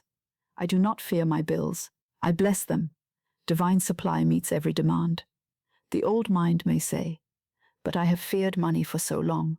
That is all right. Tonight you begin again. The Lord does not ask how long you have been afraid. It asks what word you speak now. The frightened years do not have authority over the word of faith spoken tonight. You may bless now. You may turn now. You may choose a new relation to supply now. If money comes tomorrow, bless it before using it. If money goes tomorrow, bless it before releasing it. If a bill is opened, bless it before reading it. If a need appears, bless it before answering it. If a fear arises, bless the fear and say, "You are not my master. This situation is under grace." This is spiritual practice in daily life. It does not require a ceremony. It requires remembrance. In the quiet places of thought, you bless. In the small duties of the day, you bless. In the night before sleep, you bless. And blessing becomes your atmosphere. A blessed purse is different from a frightened purse. A blessed home is different from an anxious home. A blessed obligation is different from a dreaded obligation. A blessed payment is different from a resented payment. The outer form may look the same at first, but the inner law has changed. And when the inner law changes, the outer form must follow in divine order. So now, take all money in your thought and bless it. Bless the money you have received. Bless the money you have spent. Bless the money you have saved. Bless the money you have invested. Bless the money you have given. Bless the money you have owed. Bless the money owed to you. Bless the money you need. Bless the money on its way. Bless the visible money. Bless the invisible money. Bless the expected money. Bless the unexpected money. Bless the channels known and unknown. Bless every dollar, every pound, every rupee, every coin, every note, every rightful form of supply, and place it all under grace. Say, all my money is blessed. Say, all my affairs are blessed. Say, all my obligations are blessed. Say, all my channels are blessed. Say, all my supply is under grace and in perfect ways. Now the fear begins to loosen. The resentment begins to fade. The old tension begins to dissolve. The word has changed. The atmosphere has changed. The door has opened a little wider. Money is no longer an enemy at the gate. Money is a servant of divine supply. Money is blessed as it comes. Money is blessed as it goes. Money returns multiplied under grace. The bills are blessed. The work is blessed. The opportunities are blessed. The people are blessed. The visible paths are blessed. The visible paths are blessed. Divine supply meets every demand. Money comes to me under grace in perfect ways. Let this be the feeling with which you sleep. Not fear of money. Not resentment of money. Not worship of money. Blessing. Gratitude, circulation, trust. Money comes to me under grace in perfect ways. Money comes blessed. Money goes blessed. Money returns blessed. And all is under grace. Now let us speak of divine appointments. For prosperity often comes not merely as a sum of money, but as a meeting, a word, a letter, an idea, a sudden remembrance, a quiet introduction, a door opening at the precise moment when the soul has ceased to strain. There are people prepared for your good. There are opportunities prepared for your good. There are places prepared for your good. There are words prepared for your good. And there is a right hour in which each one appears. The anxious mind believes it must run everywhere, speak to everyone, knock upon every door, follow every rumor, and hurry down every road. It thinks that if it does not chase, it will be forgotten. It thinks that if it does not force, nothing will move. But divine intelligence does not require confusion in order to guide you. Infinite Spirit does not need your panic in order to arrange your prosperity. My prosperity comes through divine appointments. Say it gently. My prosperity comes through divine appointments. A divine appointment is not always grand. It may be a simple conversation at a quiet table. It may be a letter arriving when the heart had nearly lost courage. It may be a person speaking your name to another. It may be a friend remembering a need. It may be a stranger saying one sentence that turns your thought toward a new road. It may be an invitation, an introduction, an offer, a suggestion, or an inner prompting so soft that only a peaceful mind can hear it. Many people miss divine appointments because they are busy pursuing human arrangements. They are so determined that supply must come through one door that they do not hear the gentle knock at another. They are so anxious to be seen by the wrong person that they fail to recognize the right person standing near them. They are so occupied with disappointment that they overlook the little sign of divine order. Tonight, let us cease from pursuit. Let us enter expectancy. Expectancy is not strain. Expectancy is the quiet lamp kept burning in the window of the soul. It does not run into the road. It does not chase every passing carriage. It simply knows that the right arrival is already on its way. I am divinely led to the right people. Say it softly. I am divinely led to the right people. I am divinely led to the right opportunities. Say it again. I am divinely led to the right opportunities. You do not need all people. You need the right people. You do not need all opportunities. You need the right opportunities. You do not need every door. You need the divinely selected door. And when the right door opens under grace, You will not have to break it down. You will not have to exhaust your spirit before entering it. You will not have to lose your peace to receive your good. The right door opens under grace. Let that sentence rest upon the mind like a blessing. The right door opens under grace. Sometimes a person is led to prosperity by being in the right place at the right time, and the way seems so natural that she almost calls it coincidence. But there is no mere coincidence in divine order. There is the law of spiritual selection. There is the movement of infinite intelligence, arranging the people, places, and circumstances required for the manifestation of good. A woman may sit in a quiet room, troubled about money, and speak the word of faith before sleep. She may say, "Money comes to me under grace in perfect ways. I am divinely led to the right people and the right opportunities." The next day she may feel a gentle prompting to answer a letter she had left aside, or to visit a certain friend, or to speak kindly to someone she meets. In that simple act a chain begins. A conversation opens. A name is mentioned. An opportunity is revealed. A channel appears where there had seemed to be none. This is not magic in the childish sense. It is divine law working through right direction. The world is full of doors, but not all doors are yours. The world is full of voices, but not all voices are guidance. The world is full of invitations, but not all invitations are divine appointments. This is why the heart must be quiet. This is why fear must be cast out of the word. This is why you must not run blindly from one possibility to another. You are not looking for more noise. You are listening for the right note. The right person knows me now. Say it gently. The right person knows me now. Perhaps you do not yet know that person. Perhaps you do not yet see the channel. Perhaps you do not yet understand how your prosperity can come. But Infinite Spirit knows. The right person may be prepared before you are aware of them. The right opportunity may be forming before it has a name. The right door may be unlocking while you sleep. This is why it is wise to bless the unseen. Bless the people who are being prepared for your good. Bless the opportunities that are traveling toward you. Bless the letters that carry good news. Bless the conversations that open the way. Bless the recommendations made in your favor. Bless the ideas that will come at the proper hour. Bless the divine appointments that are already written in the invisible. Say, "The right person knows me now." Say, "The right opportunity finds me now." Say, "The right door opens under grace." Say, "My prosperity comes through divine appointments." There is a peaceful courage in these words. They remove the fever of pursuit. They remind you that you are not required to stand before every door and beg admission. What belongs to you by divine right is drawn to you by divine order, and you are drawn to it by divine guidance. Often supply comes through a person, but the person is not the source. This is very important. If money comes through a person, bless the person, but do not make a god of them. If an opportunity comes through a person, bless the opportunity, but do not tremble before the person, as though they held your life in their hands. No one is your source. Infinite Spirit is your source. People are channels, and the right channels are selected under grace. This understanding keeps you free. You may speak with others without fear. You may ask when guided, without humiliation. You may receive without bondage. You may be grateful without becoming dependent. You may walk away from the wrong channel without terror. You may wait for the right channel without despair. The right person knows me now. The right door opens under grace. I am divinely led.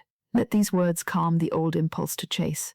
You do not need to chase money through the streets of thought. You do not need to chase approval. You do not need to chase human favor. You do not need to rehearse what you will say to make someone give you what is yours. You need only speak the word, bless the way, listen for guidance, and follow the quiet leading when it comes. Divine appointments are often missed by the person who believes everything depends upon effort. She fills every hour with anxious motion and leaves no space for instruction. She is so busy making her own way that she cannot perceive the perfect way. But when she relaxes into faith, a new order appears. The right letter is written. The right word is spoken. The right person is met.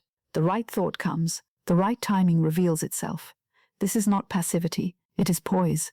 Poise is one of the secrets of prosperity. The poised person is not asleep in fear. She is awake in faith. She does not sit helplessly. She listens. She blesses. She acts when the inner direction is clear. She waits when waiting is the right action. She speaks when the word is given. She is silent when silence preserves the good. She moves without panic and rests without guilt. That is the spirit of divine appointment. Imagine a door that has been locked for many years. The anxious person throws herself against it, bruises her shoulder and says, "Life is against me." The faithful person blesses the door and says, "If this door is mine, it opens under grace. If it is not mine, the right door is now revealed. Then she turns in peace. And often, while she is no longer forcing the old door, another door opens quietly behind her. The right door opens under grace. Again, softly, the right door opens under grace. You may have been watching one particular door. You may have been waiting for one particular answer, one particular payment, one particular decision, one particular opportunity, one particular person to remember you. Bless that door. Bless that person. Bless that hope. But do not bind your prosperity to it. Say this or something better. Under grace in perfect ways. This or something better. Under grace in perfect ways. Divine selection is always safe. The human mind may choose from fear, but divine intelligence selects from perfect knowledge. It knows which person will bless you, and which person will bind you. It knows which opportunity will prosper you, and which opportunity will exhaust you. It knows which door is truly open, and which door only appears promising. It knows where your money is to come from, and how your peace is to be preserved. So tonight, let Infinite Spirit arrange the appointments. Say, I am divinely led to the right people. Say, I am divinely led to the right opportunities. Say, my prosperity comes through divine appointments. Say, the right person knows me now. Say, the right door opens under grace. These are not idle phrases. They are instructions to consciousness. They tune the mind to guidance. They prepare the heart to recognize the good when it appears. They remove the blindfold of fear. A person under fear may meet the right opportunity and call it impossible. A person under faith may meet the same opportunity and recognize it as the answer.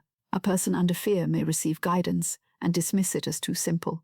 A person under faith may follow the simple instruction and find that it was the key. A person under fear may stand before the open door and still speak of closed doors. A person under faith sees the open door because her word has prepared her to see it. Your words prepare your eyes. Your words prepare your ears. Your words prepare your path.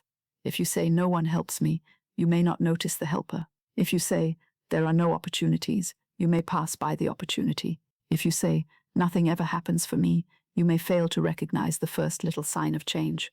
But if you say, I am divinely led to the right people and the right opportunities, then the mind begins to watch for divine order instead of misfortune. It is like lighting a lamp. The room was not empty. It was dark. The lamp reveals what was there. Faith is that lamp, and the spoken word lights it. So let the lamp be lit tonight. The right person knows me now. The right opportunity finds me now. The right door opens under grace. My prosperity comes through divine appointments. Money comes to me under grace in perfect ways.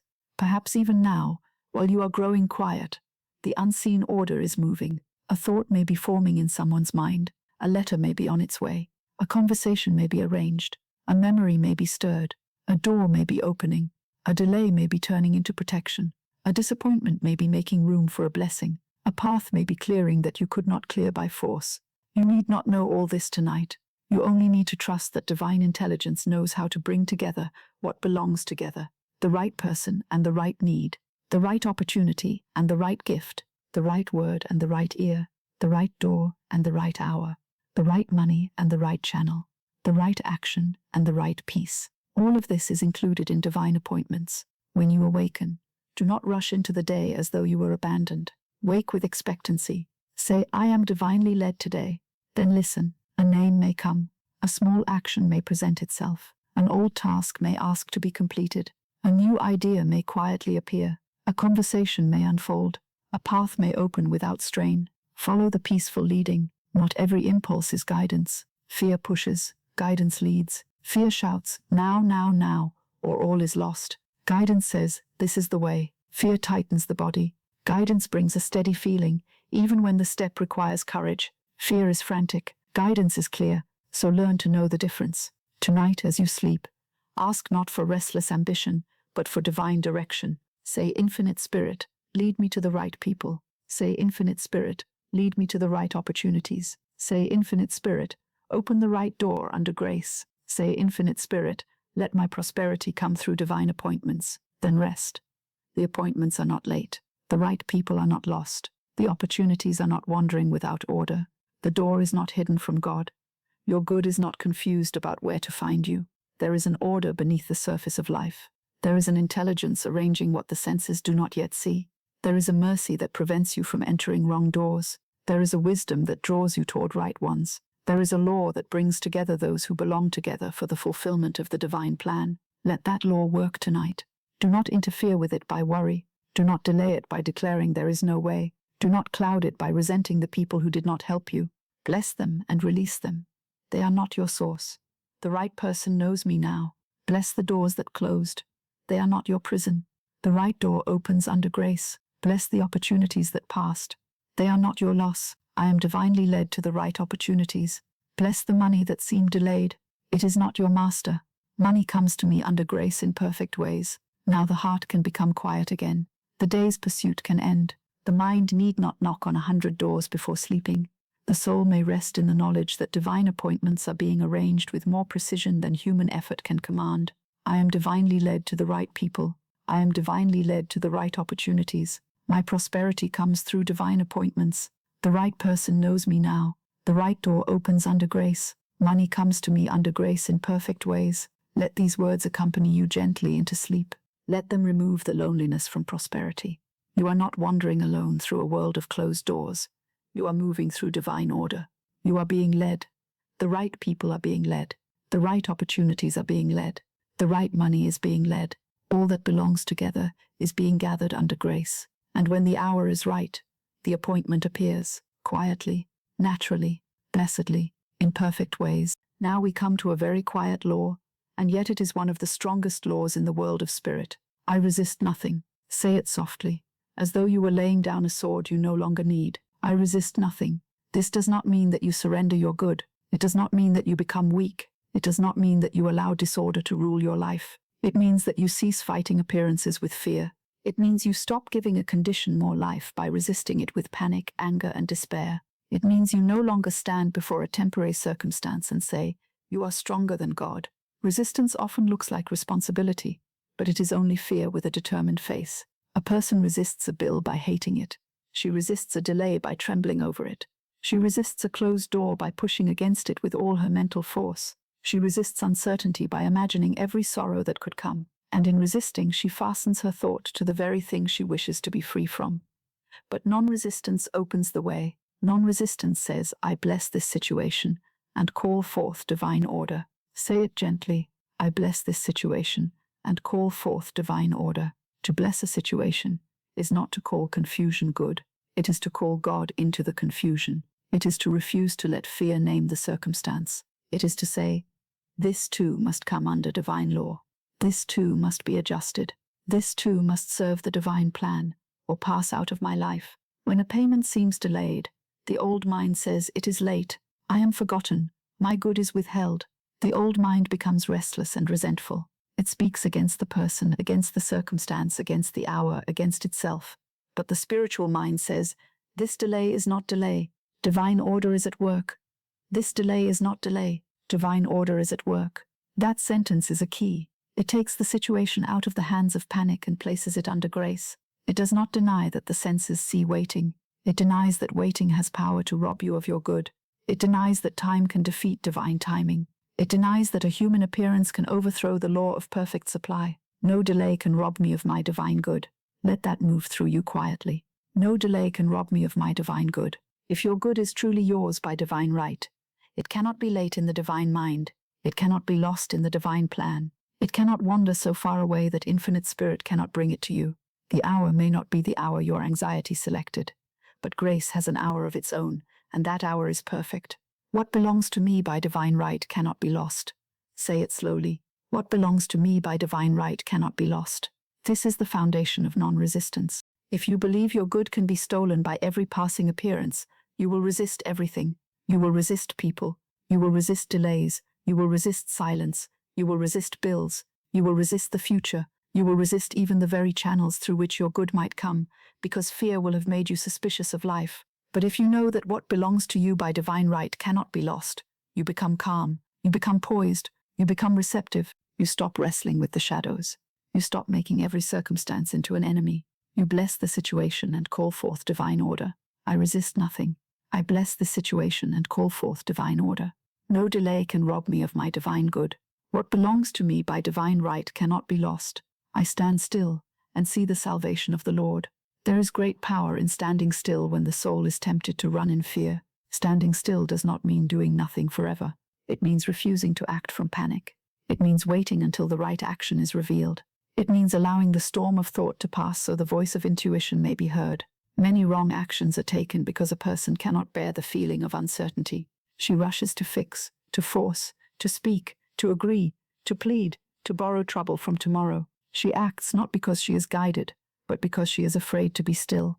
Then the action carries the confusion from which it was born. Right action has another quality. Right action may be swift, but it is not frantic. Right action may be strong, but it is not strained. Right action may require courage, but it does not come from terror.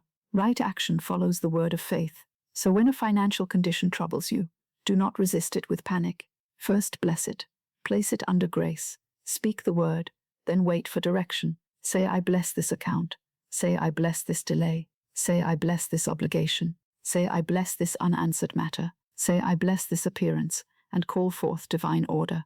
This is not passivity, it is spiritual mastery. The one who can bless a condition instead of fearing it has already begun to rise above it.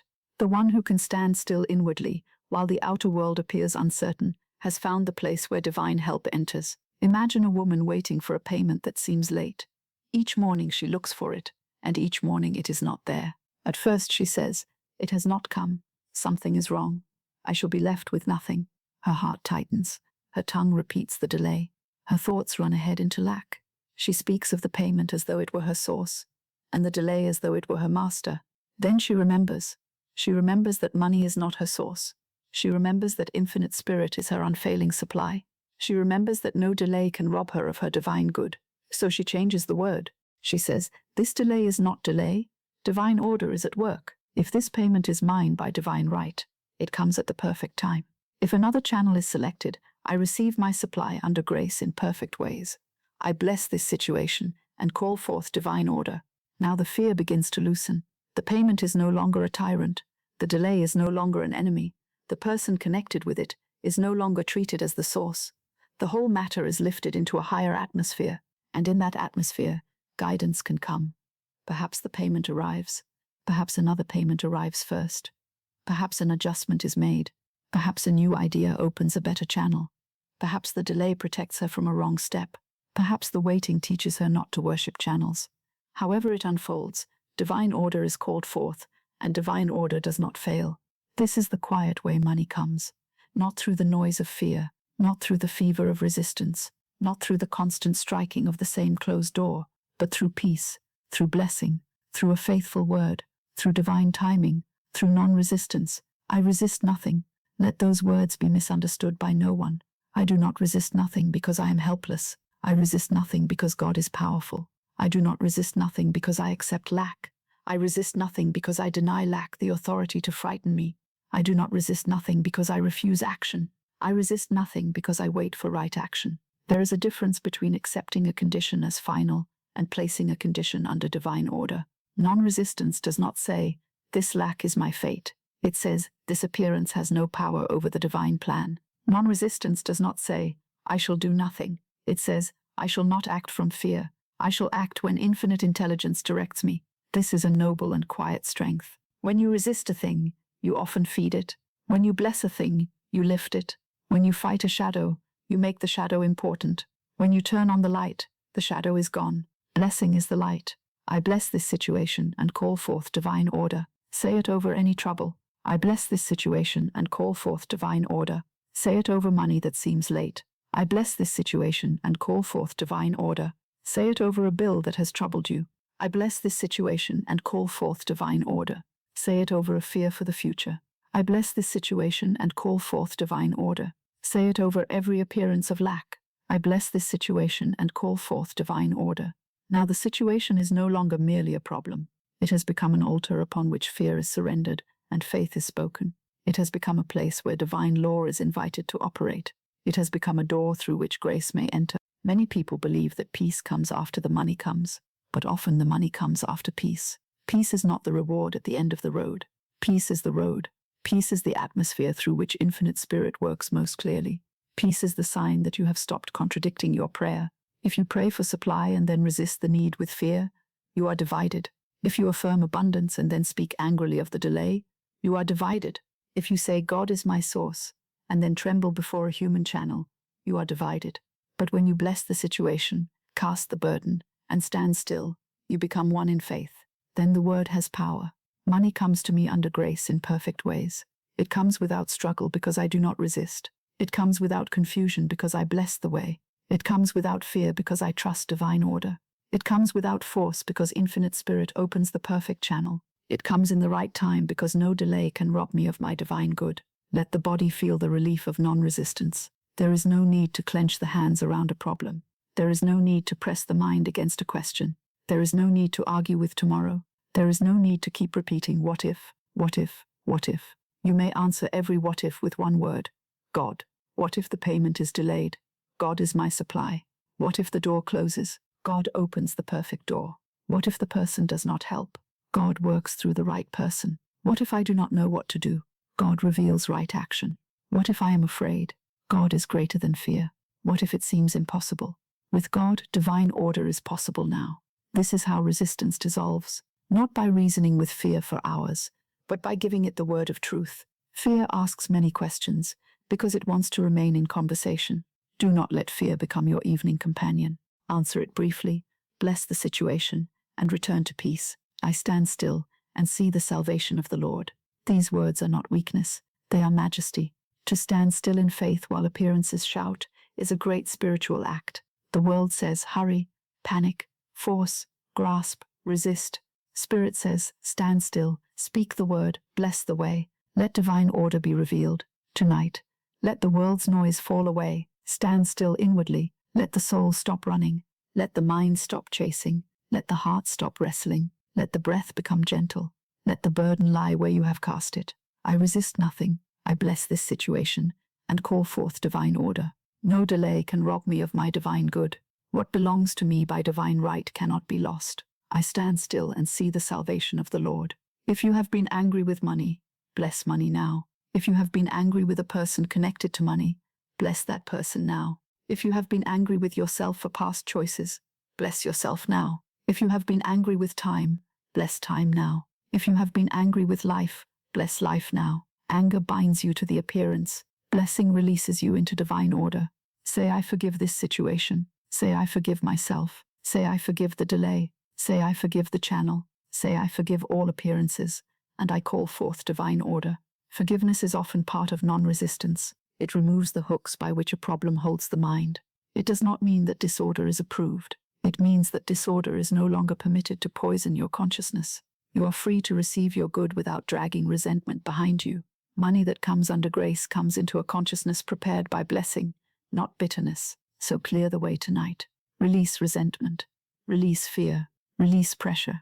Release the belief that you must fight everything. Release the belief that peace is unsafe.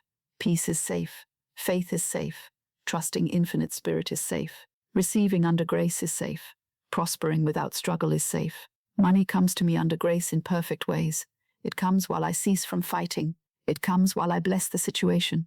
It comes while I stand still in faith. It comes while divine order works unseen. There is an old habit in the human mind that believes struggle proves worthiness.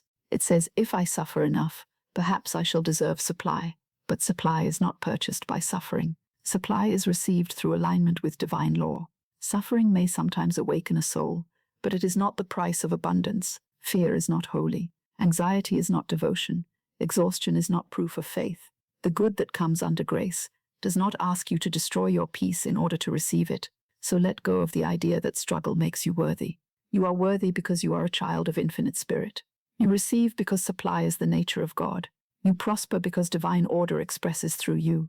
You act because guidance leads you. You rest because the burden is not yours to carry. I resist nothing. I bless this situation and call forth divine order. Now, perhaps a circumstance still appears unresolved. Let it be unresolved for the moment, but not feared. A knot is not loosened by pulling at it wildly. Sometimes it is loosened by patient fingers. Sometimes the hand must be still. Sometimes another hand must help. Sometimes the whole cord must be placed in the hands of infinite intelligence. Your financial knot is under grace. Your unanswered question is under grace. Your delayed payment is under grace. Your household need is under grace. Your future is under grace. You do not have to pull at the knot tonight. I stand still and see the salvation of the Lord. Let the sentence become slower. I stand still and see the salvation of the Lord. This is enough. Not every night is for solving. Some nights are for surrender. Some nights are for blessing. Some nights are for withdrawing fear from the word. Some nights are for remembering that nothing is stronger than divine order. And tonight you remember, no delay can rob me of my divine good. What belongs to me by divine right cannot be lost. The right door opens under grace. The right money comes under grace. The right people appear under grace. The right opportunity is revealed under grace. Money comes to me under grace in perfect ways. Let the mind repeat it without effort. Money comes to me under grace in perfect ways. Let it pass through the places where resistance has lived. Money comes to me under grace in perfect ways. Let it soften the thought of delay. Money comes to me under grace in perfect ways. Let it bless every circumstance. Money comes to me under grace in perfect ways. You are no longer fighting the appearance. You are blessing it into divine order. You are no longer wrestling with delay. You are trusting divine timing. You are no longer fearing the loss of your good. You are remembering that what is yours by divine right cannot be lost. You are no longer chasing money. You are letting money come under grace, quietly, rightly, peacefully, in perfect ways. So rest now in non-resistance. Rest in the power of blessing. Rest in the law of divine order. Rest in the knowledge that the peaceful heart is not a weak heart. It is an open door. I resist nothing. I bless this situation and call forth divine order. No delay can rob me of my divine good. What belongs to me by divine right cannot be lost. I stand still and see the salvation of the Lord. And money comes to me under grace in perfect ways. There is always a secret door to success. Let that sentence come softly to you in the stillness, for it carries hope to the heart that has looked too long at the closed door. There is always a secret door to success. The ordinary door may appear closed. The familiar path may seem blocked. The person from whom you expected help may be silent. The opportunity you watched may have passed by. The plan upon which you leaned may have dissolved. And the human mind, seeing only that one visible entrance, may say, all is lost. But I tell you, all is not lost. The closed door is not my defeat. Say it gently. The closed door is not my defeat. A closed door may be divine protection. A closed door may be divine selection. A closed door may be divine selection. A closed door may be infinite intelligence saying, not this way, beloved one. Not this narrow road. Not this burdened channel. Not this anxious arrangement. There is another way, a cleaner way, a blessed way, a way under grace. Many stand before a closed door and give it the power of finality. They say, this was my chance. This was my supply. This was my answer. This was the only way. Then the closed door becomes a wall in their consciousness. But to the one who knows divine law, a closed door is never final. It is only a sign to listen more deeply. The right way is never withheld. The right way is never withheld from the one who trusts infinite spirit. It may be hidden from the anxious mind, but it is not hidden from God. It may not yet be visible to the eye, but it is already known in divine mind. It may not be the way you planned, but it is the way appointed under grace. The secret door opens under grace in perfect ways. Let that sentence rest within you. The secret door opens under grace in perfect ways. You need not know tonight where the secret door is. You need not search the whole house of life with a candle of fear. Infinite intelligence knows the door. Infinite intelligence knows the key. Infinite intelligence knows the hour. Your part is to stop grieving before the wrong door. Your part is to speak the word of faith. Your part is to bless what seems closed and prepare your heart for what is divinely open. A secret door is not opened by panic. Panic runs past it. Panic shakes the old knob again and again. Panic says it must be this door. It must be this person. It must be this plan. It must be this channel. But faith stands quietly and says, divine selection is choosing for me now. Divine selection is choosing for me now. Say it softly. Divine selection is choosing for me now. There is peace in allowing divine selection to choose. The human mind often chooses from fear. It chooses the quickest road, not the safest one. It chooses the loudest opportunity, not the appointed one. It chooses the person who appears powerful, not the person divinely prepared. It chooses from lack and calls its haste practical. But divine selection chooses from perfect knowledge. It knows the beginning and the ending. It knows the visible and the invisible. It knows the blessing and the burden hidden in every offer. It knows which path will prosper you and which path will entangle you. It knows which door looks closed but is opening and which door looks open but is not yours. So tonight, if a financial door appears closed, do not place your sorrow there. Bless it. Say, the closed door is not my defeat. If a certain sum has not arrived through the channel you expected, Bless the channel and release it. Say the right way is never withheld.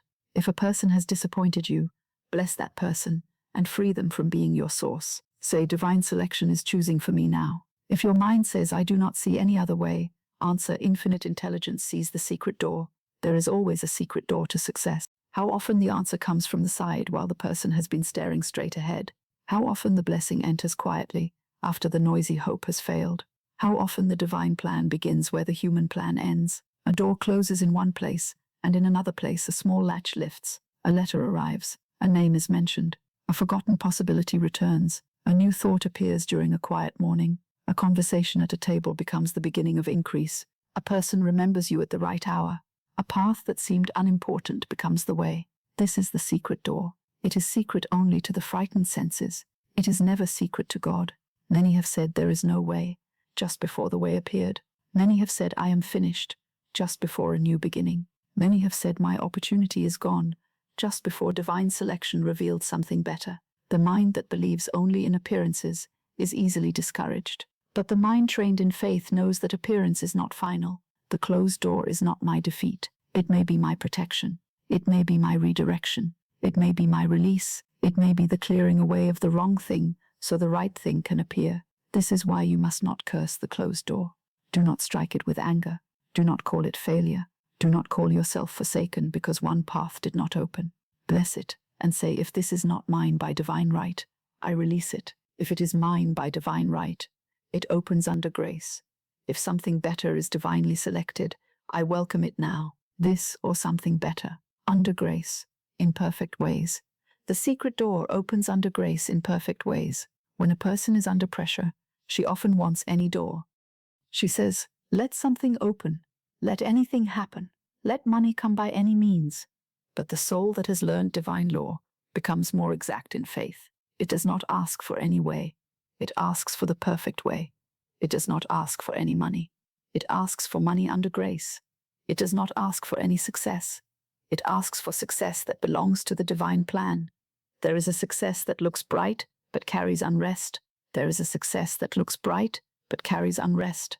There is a success that flatters the mind but troubles the spirit. There is a success that opens a door but closes the heart. This is not the door we seek. The secret door to true success opens into peace. It opens into right action. It opens into honest prosperity. It opens into freedom, usefulness, and divine order. Money comes to me under grace in perfect ways. The secret door opens under grace in perfect ways. The right way is never withheld. Let these words correct the old fear that says you have missed your chance. In divine mind, your right chance cannot be missed. A false opportunity may pass, and you are blessed by its passing. A wrong channel may close, and you are protected by its closing. A delayed answer may save you from a lesser good.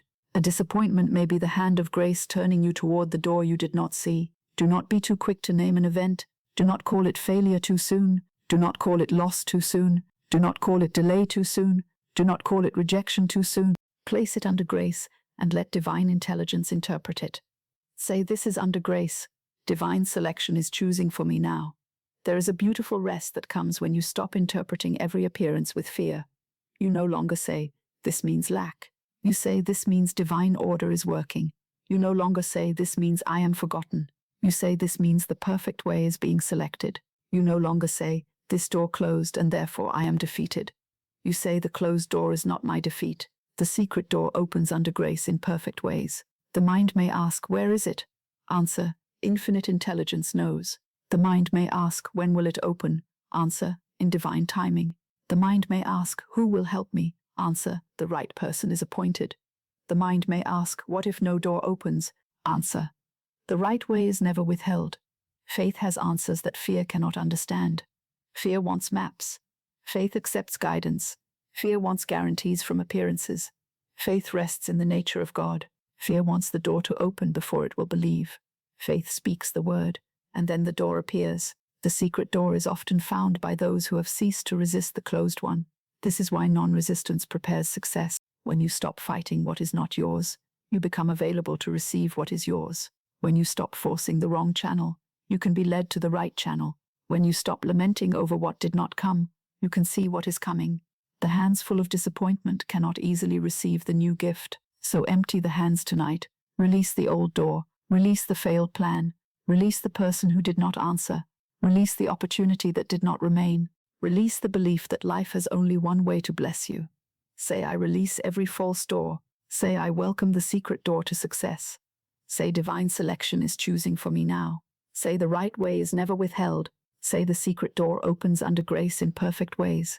Now let the imagination of fear grow quiet. You are not to picture disaster. You are not to rehearse closed doors. You are not to walk again through old disappointments before sleeping. You are to rest in the invisible architecture of divine order. There is a door prepared by spirit. There is a way prepared by wisdom. There is a provision prepared by love. You may not see it tonight, but you can bless it tonight. Bless the secret door before you know where it is. Bless the right way before your feet have found it. Bless the appointed channel before it appears. Bless the divine selection before the human mind understands it. Bless the money that is coming through the perfect opening. Bless the success that belongs to you under grace. There is always a secret door to success. The words themselves begin to open the mind. They prevent discouragement from becoming a wall. They keep the heart from settling into defeat. They allow the unseen to remain possible. A person who believes there is a secret door remains expectant, and expectancy is a doorway through which good may enter. Expect good, but do not dictate the form. Expect supply, but do not force the channel. Expect success, but let it be under grace. Expect the door, but let infinite intelligence choose it. Sometimes the secret door is an idea. It comes in the quiet, simple, and almost ordinary. Do this, write this, go here, ask this, wait, begin again, finish what is unfinished. Let that go. The idea may not look like money at first, but it may be the first hinge of the door. Sometimes the secret door is a person, not necessarily the person you expected. It may be someone humble, someone kind, someone who remembers, someone who speaks at the right moment, someone who opens the way by a sentence. Sometimes the secret door is a change of attitude. A person stops saying there is no way, and at once the mind becomes clear enough to see what had been hidden by fear. Sometimes the secret door is forgiveness. Resentment had blocked the way, and when it is released, prosperity moves again. Sometimes the secret door is praise. You bless the very situation you feared, and divine order begins to show itself. Sometimes the secret door is rest. You sleep, and in the morning the next right step is plain. Do not judge the door by its first appearance. The seed of success often looks small. The first sign may be quiet. The first step may seem ordinary, but if it comes with peace and under guidance, honor it. Follow the right leading gently. The secret door opens not always with noise, but with certainty. The right way is never withheld. The right way is never withheld. The right way is never withheld. Let that be a lullaby to the anxious mind. If the way is right, it cannot be withheld from me. If the door is mine, it opens under grace. If the good belongs to me by divine right, it comes blessed and multiplied. If the old path closes, divine selection reveals the new path. If I do not know the door, infinite intelligence knows. The secret door opens under grace in perfect ways. Now imagine, not with strain, but with quiet trust, that somewhere in the unseen, a door is already opening. You do not have to push it. You do not have to search for it tonight. You do not have to run down corridors of thought. You simply trust that divine order has not forgotten you. The hinges move under grace. The way clears under grace. The right people gather under grace. The right money comes under grace. The right opportunity appears under grace. The secret door opens under grace in perfect ways. I have seen people stand at the end of their own plans and discover that it was not the end at all. It was the place where God began. The human plan had finished its usefulness. The divine plan was waiting behind a hidden door, and when the person stopped sobbing over the old road, the new road appeared. Do not mourn too long over the old road. Bless it. Thank it for what it taught you. Release it from being your source. Then turn inward and say, Infinite Spirit, show me the secret door to success. Not with desperation, with faith. Infinite Spirit, show me the secret door to success. Then rest. The answer may come as peace first, then as intuition, then as right action, then as opportunity, then as money. Do not despise the order. Peace may be the first sign that the door is near. The secret door opens under grace in perfect ways. Say it again, as though you were placing the whole matter into divine hands. The secret door opens under grace in perfect ways. The closed door is not my defeat. Divine selection is choosing for me now. The right way is never withheld. Money comes to me under grace in perfect ways. There is no need to fear the closed door tonight. It has no final authority. The only final authority is infinite spirit. The closed door may remain closed if it is not yours. It may open if it is yours, or it may be replaced by a door so right, so blessed, so perfectly timed, that you will give thanks for the very thing you once feared. This is why faith sleeps. Faith does not understand every detail, but it knows the character of God. Faith does not see every door, but it knows there is a secret one. Faith does not force the channel, but it knows the source never fails. Faith does not collapse before appearances, but says the right way is never withheld. So tonight, let the closed door lose its power over you. Let the old disappointment lose its voice. Let the one visible channel return to its proper place. Let divine selection choose. Let infinite intelligence guide. Let the secret door open. There is always a secret door to success. There is always a way under grace. There is always a channel known to infinite spirit. There is always a divine plan moving beneath appearances, and money comes to you under grace in perfect ways. Now let us speak of one of the gentlest and most freeing truths in the law of prosperity. Not every door that does not open is a loss. Not every opportunity that passes you by is a defeat. Not every promise that delays itself is withholding your good. Not every person who fails to answer is holding your supply. Sometimes, dear one, the very thing you are trying to hold was not the divinely selected channel. Sometimes the hand of grace removes what the human hand has clung to. Sometimes the outer delay is not punishment, but protection. Sometimes the thing that does not come is making room for the thing that belongs. This is why I teach you to say, this or something better, under grace in perfect ways. Say it softly. This or something better, under grace in perfect ways. There is a great release in those words. They remove the iron grip from the mind. They open the heart to divine selection. They say, I do not insist upon my frightened way. I accept the perfect way. They say, I am willing to receive my good as God sends it, not merely as my anxiety has imagined it. Many people suffer because they confuse desire with form. They desire supply, but then they bind that supply to one person, one agreement, one payment, one business, one sale, one plan, one door. They say it must come this way, and when that way seems delayed, they feel as though divine supply itself has failed. But divine supply has not failed. Only a channel may have changed. Only a form may have shifted. Only divine selection may be choosing something better. I do not cling to the wrong channel. Say it gently, and let the words loosen the old grasp. I do not cling to the wrong channel. A wrong channel is not always a wicked channel. It may simply be a channel that is too narrow for your good. It may be a channel that would bring money with unrest, or opportunity with strain, or apparent success with hidden bondage. It may be a channel that once served you, but no longer belongs to your divine plan. It may be a door the anxious mind chose because it could see no other. But infinite spirit sees all doors. Divine selection chooses what is perfect for me. Let that sentence come like peace. Divine selection chooses what is perfect for me. How much fear dissolves when you allow God to choose. The little personal mind knows only fragments. It knows what it wants quickly. It knows what it fears losing.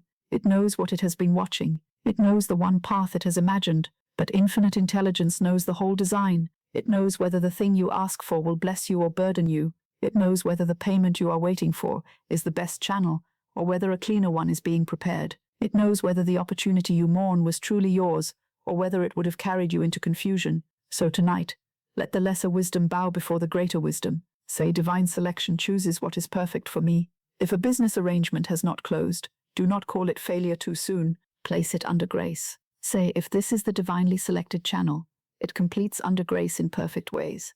If it is not, I release it and welcome the perfect channel. If a promise of money has been delayed, do not make a prison of waiting.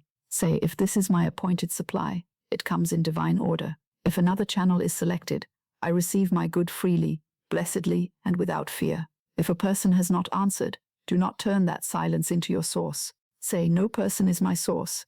Infinite spirit works through the right person at the right time. I bless this one and release them. If a door has closed, do not sit before it in despair. Say, I release the false door and welcome the true one. I release the false door and welcome the true one. Say it slowly. I release the false door and welcome the true one. This is not resignation. It is spiritual courage. To release a false door is to admit that infinite spirit knows more than fear. To welcome the true one is to trust that your good has not vanished, merely because one appearance has changed. My good cannot miss me. Let those words enter the heart. My good cannot miss me. If it is my good, it knows my name. If it is my good, it knows the hour. If it is my good, it knows the road. If it is my good, it cannot be given permanently to another. If it is my good, it cannot be lost in a crowd, hidden by delay, or destroyed by a closed door. What belongs to me by divine right comes to me under grace in perfect ways, and what does not belong to me by divine right cannot satisfy me, no matter how tightly I hold it. This is a truth many learn only after struggle. They force a thing to come, and then discover they cannot rest with it. They obtain the agreement, but lose peace. They receive the opportunity, but feel bound. They keep the wrong channel alive, and the right channel waits unrecognized. The human will may sometimes seize a form, but only divine selection can give the perfect good. So tonight, we do not ask for the frightened way. We ask for the perfect way. Not my frightened way, the perfect way. Not my anxious plan, the divine plan. Not the door I force, the door that opens under grace. Not the channel I cling to, the channel divinely selected for me. This or something better, under grace in perfect ways. These words are especially important before sleep, for in the night, the mind often tries to repair the day by clinging harder. It thinks of the person who did not answer. It thinks of the payment that did not come. It thinks of the opportunity that seemed near and then moved away. It thinks, perhaps I should have said more. Perhaps I should have done more. Perhaps I have lost it. Perhaps nothing better will come. Do not let the night become a courtroom where you accuse yourself. Let it become a sanctuary where you release. Say, I did what I knew to do. I spoke the word as I knew to speak it. I now place the entire matter under grace. Divine selection chooses what is perfect for me. No self-condemnation is needed. Condemnation clouds the way. Regret repeats the old road. Fear clings to the past. But faith opens the hand. Open the hand tonight. Whatever you have been clutching in thought, open the hand. If it is yours by divine right, it will not be lost by being placed under grace. If it is not yours, it will fall away, and something better will take its place. This is one of the most beautiful securities of divine law. You never lose by trusting God. You lose only the false thing, the lesser thing, the thing that could not bless you. The good remains, the good comes, the good finds you. My good cannot miss me. Say it again. My good cannot miss me. Let this sentence correct the fear that says you must chase everything. Let it correct the old belief that if you do not hold a person tightly, you will be abandoned. Let it correct the old belief that if you do not force a door, no door will open. Let it correct the old belief that your prosperity depends upon pressure. Your prosperity depends upon divine order. Money comes to me under grace in perfect ways. This means money does not have to come through the wrong door. It does not have to come through humiliation. It does not have to come through confusion.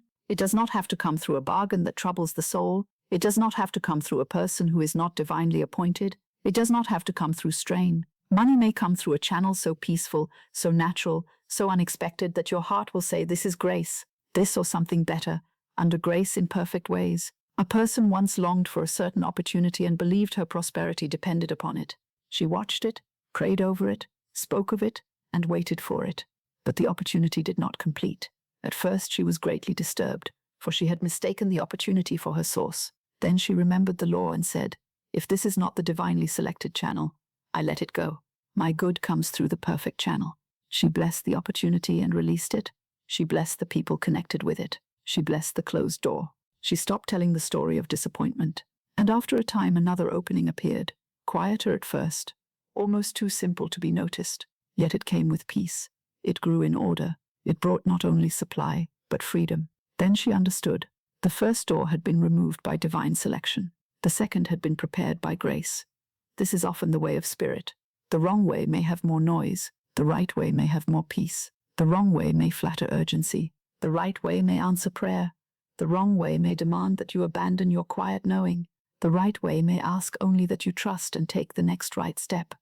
Therefore, do not be dazzled by every opportunity. Do not be broken by every delay. Do not be ruled by every promise. Do not be frightened by every silence. Place all things under grace. Say, if this is mine by divine right, it remains and prospers. If it is not mine, it is removed and replaced by my true good. Say, I release the false door and welcome the true one. Say, divine selection chooses what is perfect for me. Say, my good cannot miss me.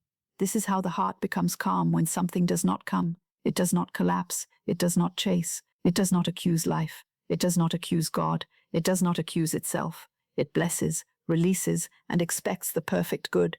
Expectation must not be attached to one narrow form. Expectation must be attached to divine faithfulness. Expect the good. Do not imprison it in one channel. Expect the supply. Do not demand the frightened way. Expect the door. Do not force the false one. Expect the money. Do not decide that it must come through confusion. Money comes to me under grace in perfect ways. The perfect way may surprise you. It may be simpler than the one you imagined. It may be quieter. It may come later than fear wanted, but exactly when grace appointed. It may come through someone you did not know. It may come through work you had overlooked. It may come through a new idea. It may come through the clearing of an old matter. It may come through a door that opens after you stop weeping before another. Let the surprise be possible. The anxious mind does not like surprise. It wants control. It says, tell me exactly how. But the soul that trusts infinite spirit says, I do not need to know how tonight. I ask for the perfect way. I receive under grace this or something better. Under grace in perfect ways. Let the phrase become gentle and wide. This or something better. Under grace in perfect ways. It is a phrase of release and expectancy together. It does not throw away desire. It purifies desire. It removes panic from it. It removes idolatry from it. It removes the belief that your good is trapped in one form. It lifts the desire into divine mind and says, select for me what is perfect. Divine selection chooses what is perfect for me, not what is merely quick, not what is merely impressive, not what is merely familiar, not what is chosen by fear, what is perfect. Perfect in timing, perfect in channel, perfect in effect, perfect in peace, perfect in blessing, perfect in divine order. If a sum of money is mine by divine right, it comes. If another sum is better, it comes. If a channel is mine by divine right, it opens. If another channel is better, it opens. If a person is part of my divine plan, they appear and act in right order. If another person is selected, they come under grace. If a path is mine, it is made plain. If another path is better, I am guided to it. Nothing is lost in divine selection. Only confusion is lost. Only fear is lost. Only false dependence is lost. Only wrong attachment is lost. Only the lesser gives way to the greater. I do not cling to the wrong channel. Say it again, slowly enough that the heart believes it. I do not cling to the wrong channel. I do not cling to a delayed payment as my only source. I do not cling to a person as my only help. I do not cling to a closed door as my only opportunity. I do not cling to a past plan as my only future. I do not cling to my frightened way. I accept the perfect way. This is spiritual dignity. It lifts you from begging at the gate of appearances. It restores you to the knowledge that infinite spirit has not run out of ways. It reminds you that your good comes by divine right, not by human strain. My good cannot miss me. My good cannot miss me. My good cannot miss me. My good cannot miss me. Let the repetition quiet the mind that fears being forgotten. Your good cannot miss you, because it is not guided by chance. It is guided by divine order. Your supply cannot miss you because infinite spirit knows where you are. Your money cannot miss you when it is yours by divine right, because the law of good is not blind. Your opportunity cannot miss you when it belongs to your divine plan, because what is divinely appointed is divinely directed. So tonight, release what did not come. Release what did not answer. Release what did not open. Release what did not complete. Release what did not bring peace. Do not release it with bitterness. Release it with blessing. Say, I bless you, and let you go if you are not mine by divine right. Say, I bless this channel, and release it from being my source. Say, I bless this door, and welcome the true one. Say, I bless this delay, and call forth divine timing. Say, I bless this disappointment, and receive divine selection. Then breathe in the quiet of faith. The false door is released. The true door is welcomed. The wrong channel is released. The perfect channel is welcomed. The frightened way is released. The graceful way is welcomed. This or something better, under grace in perfect ways. Now the night can hold you gently. You do not need to lie awake bargaining with life. You do not need to keep the old form alive by fear. You do not need to imagine that your prosperity is lost, because a single path has not appeared. The divine plan is broader than your anxiety. Infinite intelligence is wiser than your schedule. Grace is more generous than your fear. Money comes to me under grace in perfect ways. It comes through the selected channel. It comes through the right door. It comes through the appointed people. It comes in the perfect time. It comes with peace. It comes with blessing. It comes without my clinging to the wrong way. Let this settle into the heart. If it is not this, it is something better. If it is not this door, it is the true door. If it is not this person, it is the right person. If it is not this channel, it is the perfect channel. If it is not this hour, it is divine timing. If it is not my frightened plan, it is the divine plan. And the divine plan cannot fail. So let disappointment be softened tonight. Let frustration be released. Let the fear of missing your good dissolve. You cannot miss what God has appointed for you when you stand in faith and follow the right leading. You cannot lose what belongs to you by divine right. You cannot be separated from your true supply by a false door closing. The closed door is not final. The delayed payment is not final. The unanswered person is not final. The failed arrangement is not final. Divine selection has the final word. Grace has the final word. Infinite Spirit has the final word. And the final word is good. I do not cling to the wrong channel. Divine selection chooses what is perfect for me, this or something better, under grace in perfect ways. I release the false door and welcome the true one. My good cannot miss me. Money comes to me under grace in perfect ways. Let these words carry you further into rest. Let them remove the last tightness around a specific outcome. Let them open the inner hand. Let them make room for the divinely selected good. Let them remind you that nothing real is lost, nothing true is withheld, and nothing appointed by God can miss its way to you. The perfect way is already known. The true door is already selected. The right channel is already under divine order. Your good is already moving under grace, and you may sleep now without clinging. Now, after the word has been spoken, there comes the right step.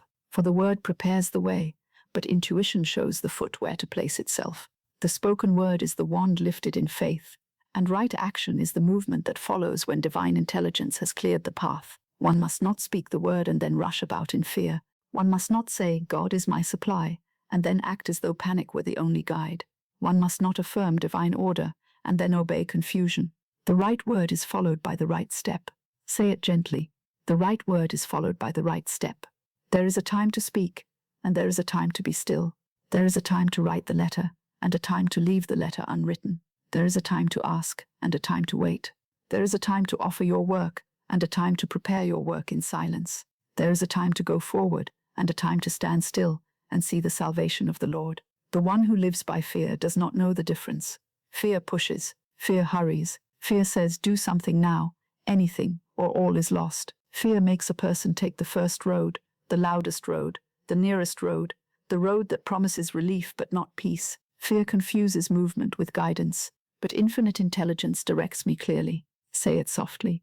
Infinite intelligence directs me clearly. A right action has a quality of peace. It may require courage, but beneath the courage there is steadiness. It may ask you to move, but it does not drive you like a frightened animal. It may lead you to speak, but the words come cleanly. It may lead you to wait, but the waiting is not helplessness. It may lead you to release, but the release is not defeat. Right action carries the fragrance of divine order. When you have spoken the word, money comes to me under grace in perfect ways.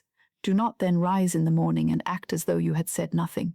Begin the day as one who has placed her affairs under divine law. Listen, watch gently, notice the quiet leading.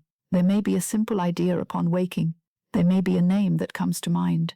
There may be a letter to write, a matter to put in order, a proposal to prepare, a book to open, an account to review, a conversation to have, a skill to use, a gift to offer, or a door to knock upon, or there may be the instruction to rest. Do not despise that instruction. Sometimes rest is right action. The anxious mind cannot understand this. It says rest is wasted time. But if the mind is clouded by fear, rest may be the very action that permits guidance to come. If the body is weary, rest may be obedience. If the heart is troubled, rest may prepare the soil for the next word. A tired mind often makes poor bargains with life. A rested mind may hear the single instruction that changes everything.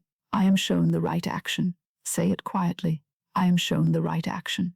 Not many frantic actions, not 10 fearful actions, not actions taken to prove I am worthy of supply, not actions taken to escape the discomfort of uncertainty. The right action, the divinely guided action, the action that belongs to the divine plan. There is great simplicity in right action. It is often less dramatic than fear expects. A woman may be waiting for supply, and in fear she thinks she must overturn her whole life by morning.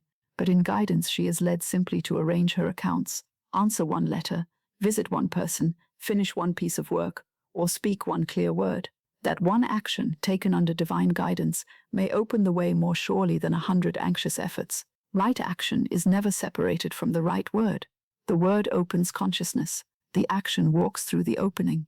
If you speak lack, your action is often colored by lack. If you speak fear, your action is often driven by fear. If you speak resentment, your action is often tangled in resentment.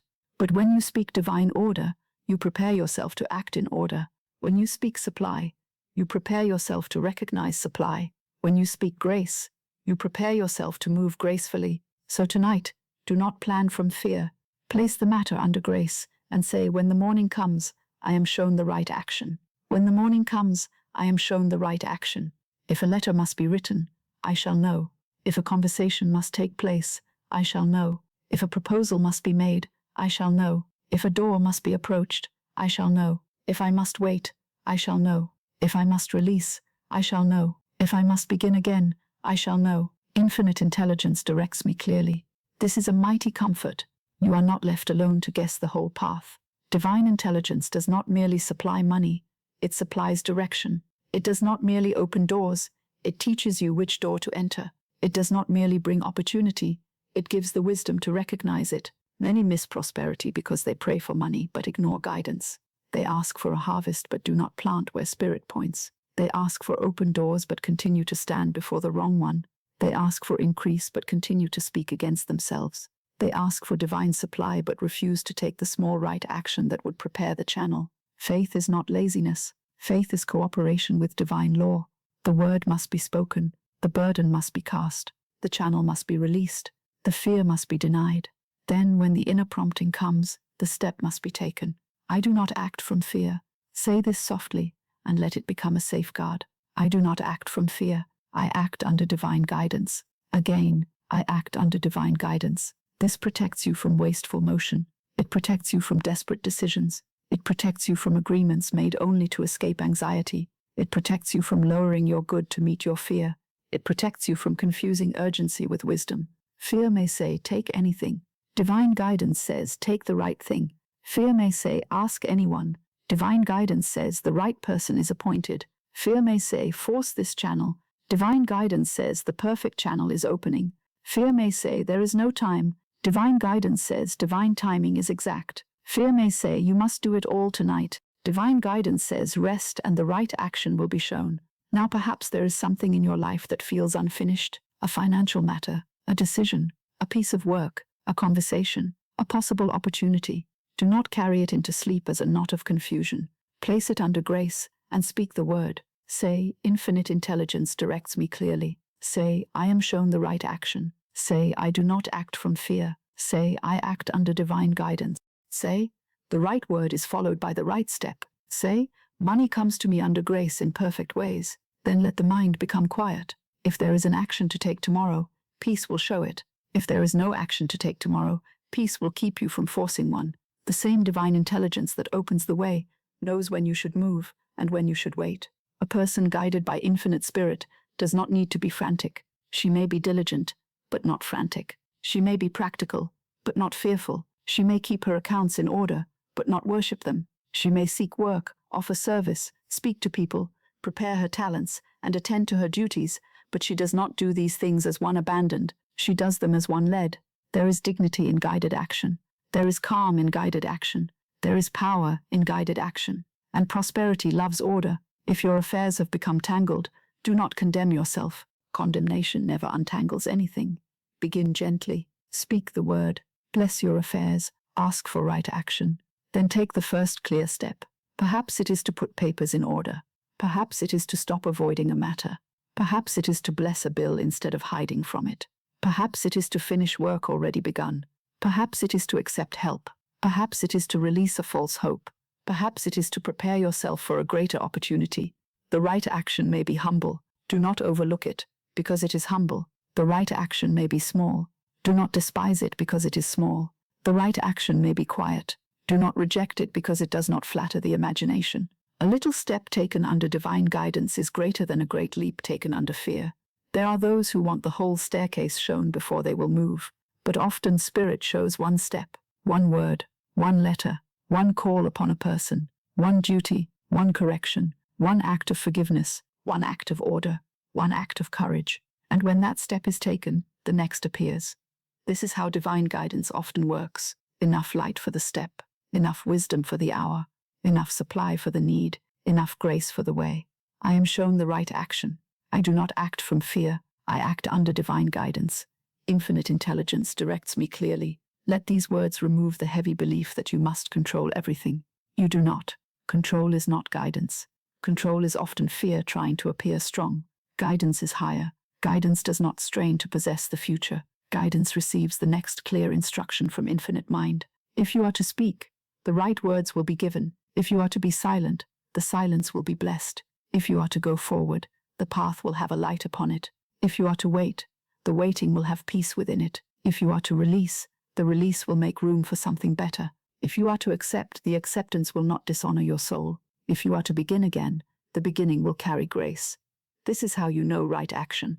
It does not require you to betray the inner law of peace. It may stretch you, but it does not degrade you. It may ask courage, but it does not demand panic. It may come suddenly, but it does not come chaotically. It is clear, it is simple, it is accompanied by a certain quiet authority.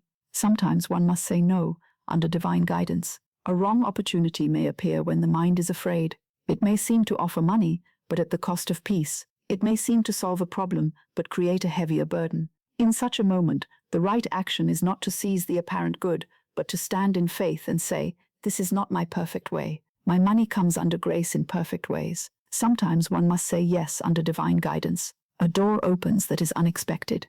A person offers help. An idea asks to be followed.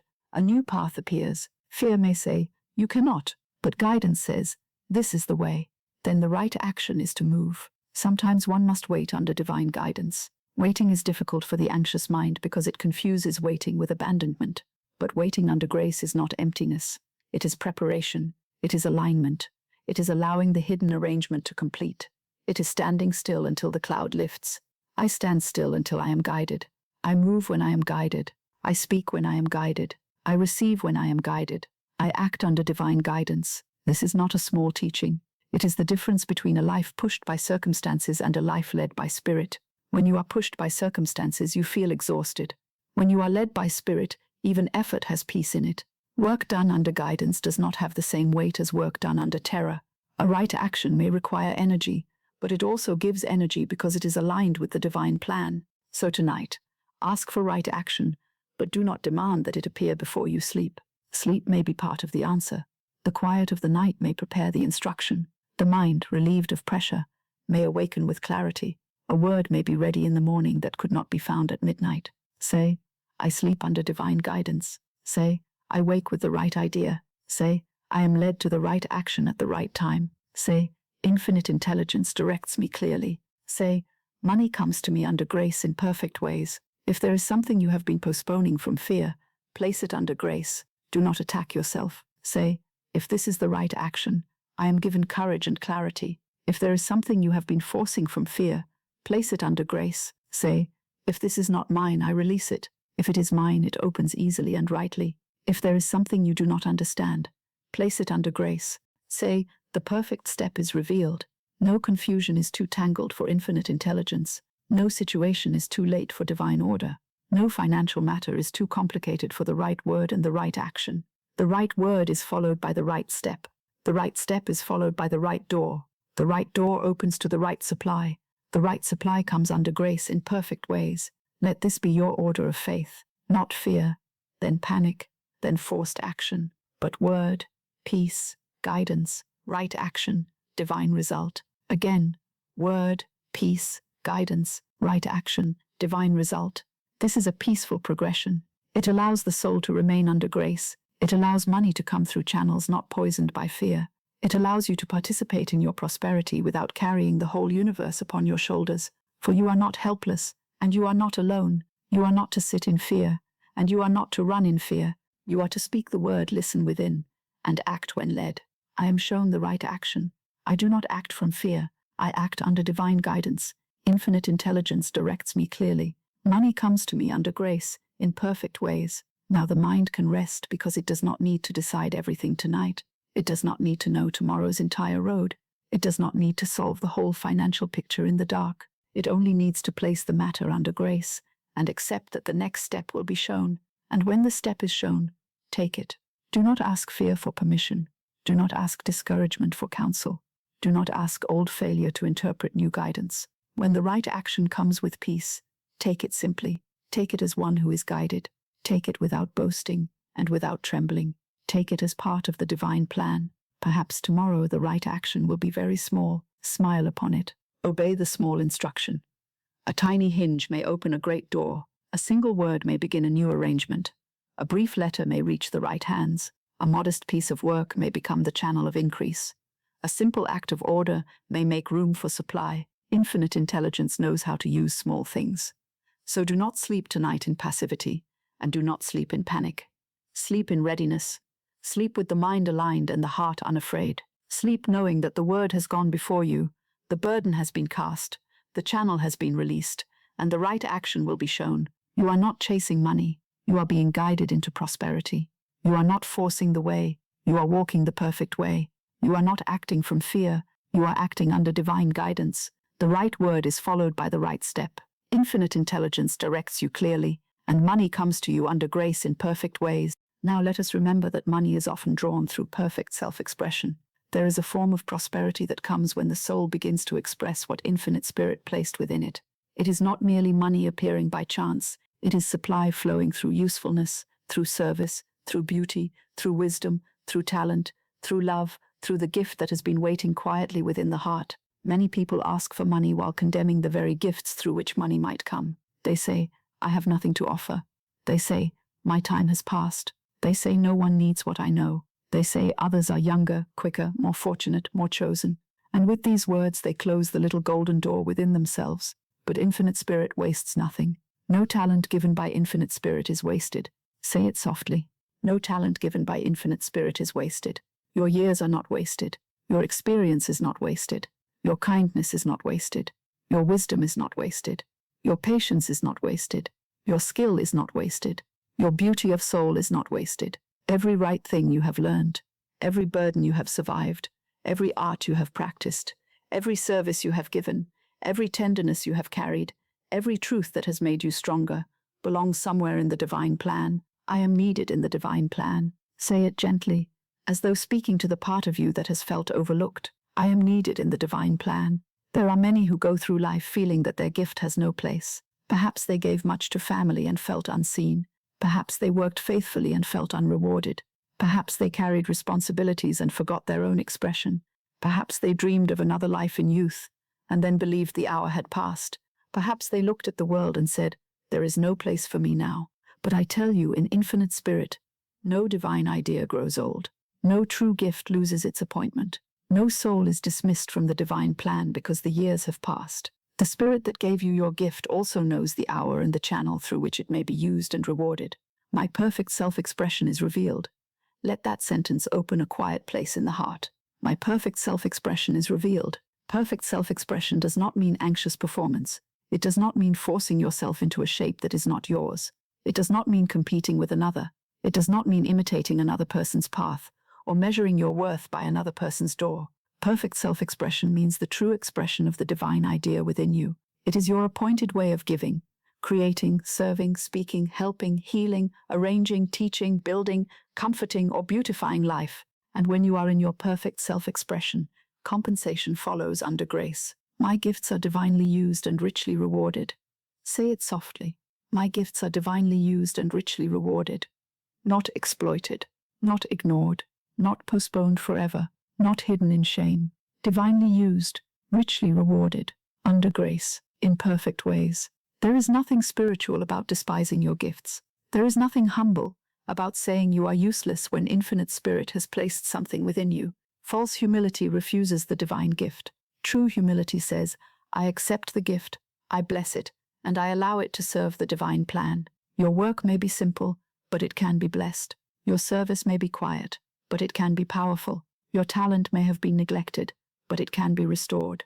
Your experience may have been painful, but under grace it can become wisdom. Your voice may have trembled, but it can be strengthened. Your hands may have been tired, but they can be guided. Your path may have seemed delayed, but no delay can rob you of your divine good. My work is blessed. My service is blessed. My compensation is blessed. Let that sentence move through the mind slowly. My work is blessed. My service is blessed. My compensation is blessed. Many people separate spirituality from compensation, as though to be spiritual one must refuse reward. But divine order includes right compensation. The laborer is worthy, the servant of good is supplied, the one who gives under divine guidance is also sustained under divine law. There is no virtue in giving until you are empty, and then calling emptiness holiness. Infinite spirit is balance, circulation, blessing, and supply. To give rightly is blessed. To receive rightly is blessed. To serve rightly is blessed. To be compensated rightly is blessed. When your work is under grace, it does not rob your soul. When your service is under grace, it does not make you bitter. When your compensation is under grace, it does not bring guilt. All is brought into divine order. Perhaps you have looked at your life and wondered what gift remains. Perhaps you have said, "I am too late." Do not say it again. Time is not your master. Infinite Spirit is your source. The divine plan can use what you are now, what you know now, what you have become now. Sometimes the later years carry the richest fragrance. A flower does not apologize for blooming in its appointed season. Say, my appointed season is under grace. Say, my perfect self-expression is revealed now. Say, my gifts are divinely used and richly rewarded. Say, I am needed in the divine plan. The world may not have recognized you fully. People may not have thanked you properly. Certain doors may not have opened when you expected. But the divine mind has lost nothing. It remembers the gift. It remembers the service. It remembers the true desire.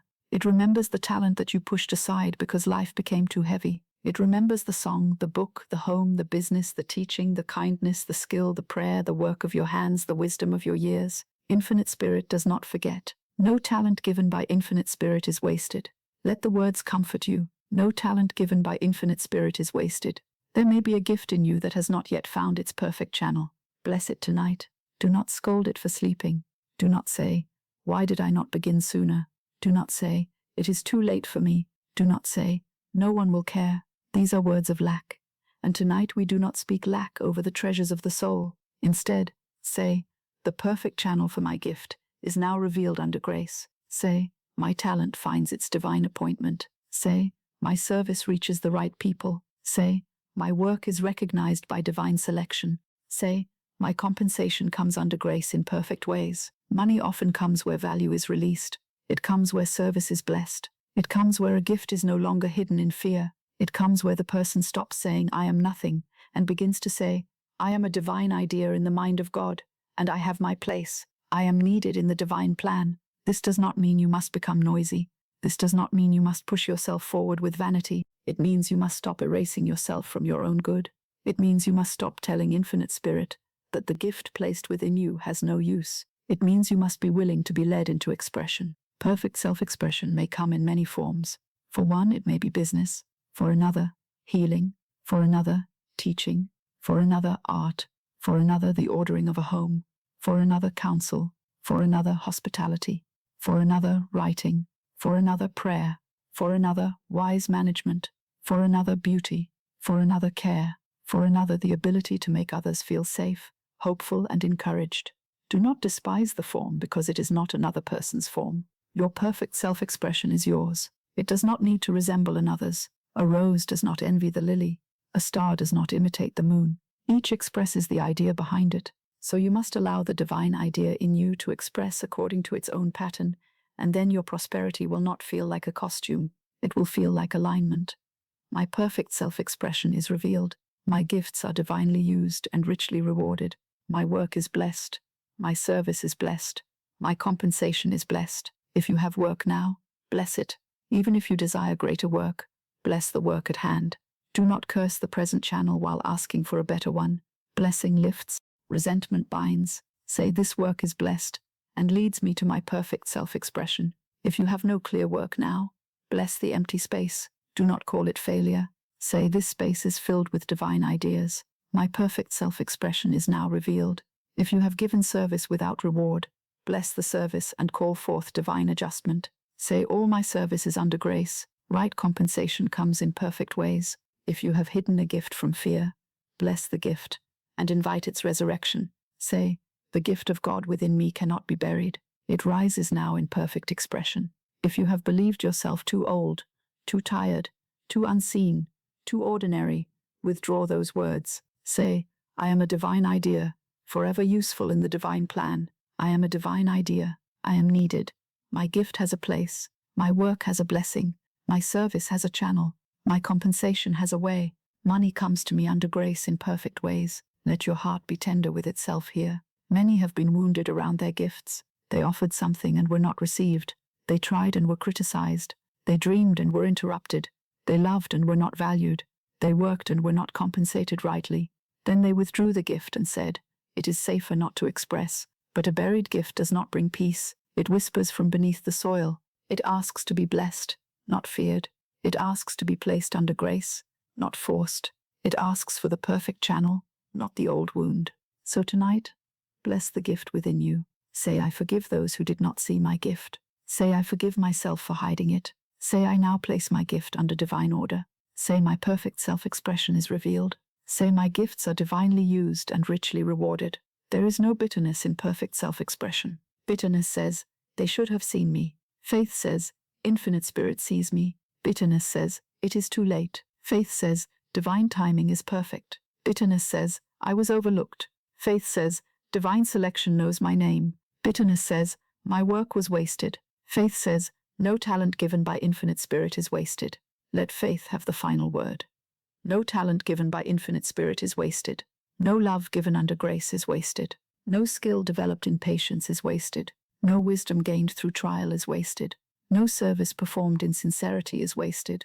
No dream planted by God is wasted. All may be gathered into the divine plan and used in perfect ways. Sometimes prosperity enters when a person begins to value what God has placed within her. She stops apologizing for her gift. She stops speaking of herself as less than others. She blesses her hands, her mind, her voice, her experience, her knowledge, her kindness. She says, "Infinite Spirit, use me in the perfect way. Let my gift bless, and let my compensation be under grace." Then the invisible begins to move. A person appears who needs what she knows. A door opens for her service. A small opportunity becomes a greater one. Her confidence returns. Her words change. Her posture changes. Her work carries a different atmosphere. Money comes not as something chased, but as something drawn through value expressed under divine law. My gifts are divinely used and richly rewarded. This is not vanity, it is order. A gift used but never rewarded may create resentment. A gift rewarded but not used rightly may create emptiness. Under grace, the gift and the reward are brought together. Service and supply meet. Expression and compensation become balanced. Giving and receiving move in holy circulation. My work is blessed. My service is blessed. My compensation is blessed. Say it slowly. My work is blessed. My service is blessed. My compensation is blessed. This blessing reaches backward and forward. It blesses the work you have done. It blesses the service no one noticed. It blesses the effort that seemed unpaid. It blesses the years of learning. It blesses the patience. It blesses the small beginnings. It blesses the opportunities coming. It blesses the money that will arrive through right channels. Nothing is lost in divine mind. Perhaps even now, a new form of expression is being prepared for you. Perhaps the gift you thought was finished is only changing garments. Perhaps what once served in one way will now serve in another. Perhaps the wisdom of your life is becoming your prosperity. Perhaps your compassion is a channel. Perhaps your voice is a channel. Perhaps your orderliness is a channel. Perhaps your story is a channel. Perhaps your tenderness refined by experience is a channel. Do not decide too quickly what Infinite Spirit can use. You may say, "But I do not know what my perfect self-expression is." Then ask quietly, and do not worry the answer. Say, "Infinite Intelligence reveals my perfect self-expression." Say it before sleep. Say it in the morning. Then notice the little signs. What gives peace? What calls gently? What service comes naturally? What do people ask of you? What gift have you dismissed as too simple? What idea returns again and again with quiet insistence? Guidance is often gentle. Do not expect it always to arrive like thunder. Sometimes perfect self-expression begins as a small inward yes, a little warmth, a simple idea, a task that feels clean, a memory of something once loved, a desire to help in a certain way, a door opening through someone who recognizes what you carry. When it comes, bless it. Do not smother it with doubt. Do not say, "Who am I to do this?" Say, "If this is my divinely appointed expression, the way opens under grace." Do not say, "It is too late." Say, "Divine timing restores all things." Do not say, "No one will reward me." Say, "My gifts are divinely used and richly rewarded." Do not say, "I am not needed." Say, I am needed in the divine plan. Let this truth heal the old loneliness of the soul. You are needed, not because the world is lacking in noise, but because the divine plan includes your particular note. A symphony is not complete because one instrument decides it is too modest to play. The smallest note, placed rightly, changes the whole harmony. Your note matters, your expression matters, your service matters, your compensation matters, your prosperity matters when it comes under grace and serves the divine plan. Money comes to me under grace in perfect ways. Money comes through right expression. Money comes through blessed service. Money comes through gifts divinely used. Money comes through work in divine order. Money comes through channels that honor my soul. Money comes as compensation blessed and multiplied. Now rest in this worth, not the worth of ego, but the worth of a divine idea. You do not have to prove yourself to fear. You do not have to compete for a place already appointed in spirit. You do not have to mourn the years that seemed silent. Infinite Spirit can gather them. Infinite Spirit can use them. Infinite Spirit can bring forth the right expression even now. My perfect self-expression is revealed. My gifts are divinely used and richly rewarded. I am needed in the divine plan. No talent given by Infinite Spirit is wasted. My work is blessed. My service is blessed. My compensation is blessed. Let these words become a mantle of dignity around you. If you have felt unseen, Infinite Spirit sees. If you have felt unused, divine order can use. If you have felt unrewarded, grace can compensate. If you have felt late, divine timing can restore. If you have felt ordinary, the divine idea within you is not ordinary. If you have felt finished, the spirit of life within you is not finished. The gift remains, the channel opens, the service is blessed, the compensation comes, and money flows to you under grace in perfect ways. Sleep now with the knowledge that your life has value. Sleep knowing that nothing true in you has been wasted. Sleep knowing that your gifts are held in divine mind, and divine mind knows how to use them. Sleep knowing that perfect self-expression is not behind you only. It may be before you, around you, within you, quietly unfolding even now. You are needed in the divine plan. Your work is blessed, your service is blessed, your compensation is blessed, and your prosperity comes under grace, in perfect ways. And now, dear one, let every teaching become simple again. Let every thought return to one word of faith. Let every road, every question, every sum, every need, every fear, every hope, every door, every delay, every person, every channel, every opportunity, every obligation, and every desire come quietly under grace. There is no more striving now. There is no more explaining now. There is no more trying to make the mind understand what only Infinite Spirit must arrange. There is only the word. Money comes to me under grace in perfect ways. Let it be soft. Money comes to me under grace in perfect ways. Let it be slow. Money comes to me under grace in perfect ways. Let it enter the place where fear has been speaking. Let it enter the place where worry has been counting. Let it enter the place where the body has been holding tomorrow. Let it enter the place where the heart has wondered, how shall it be done? Money comes to me under grace in perfect ways, not by force, under grace, not by fear, under grace, not by strain, under grace, not by confusion, under grace, not through a wrong door, in perfect ways, not through a troubled channel, in perfect ways, not at the cost of peace, in perfect ways, not by taking from another, in perfect ways, not by losing myself, in perfect ways. Money comes to me under grace in perfect ways. Now let the words begin to do their quiet work. You need not push them.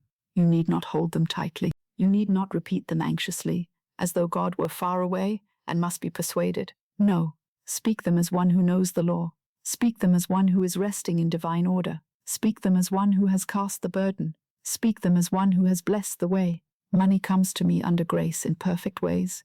The burden is no longer mine. The method is no longer mine. The timing is no longer mine. The channel is no longer mine to force. The result is under divine order. The supply is under grace. The way is known to Infinite Spirit. Money comes to me under grace in perfect ways. Let the room grow quieter. Let the world grow farther away. Let the figures, the letters, the accounts, the obligations, the questions, the old conversations, and the unfinished concerns drift out of command. They are not in command tonight. Fear is not in command tonight. Lack is not in command tonight. Delay is not in command tonight. Human pressure is not in command tonight. Divine order is in command. Infinite Spirit is in command. Grace is in command.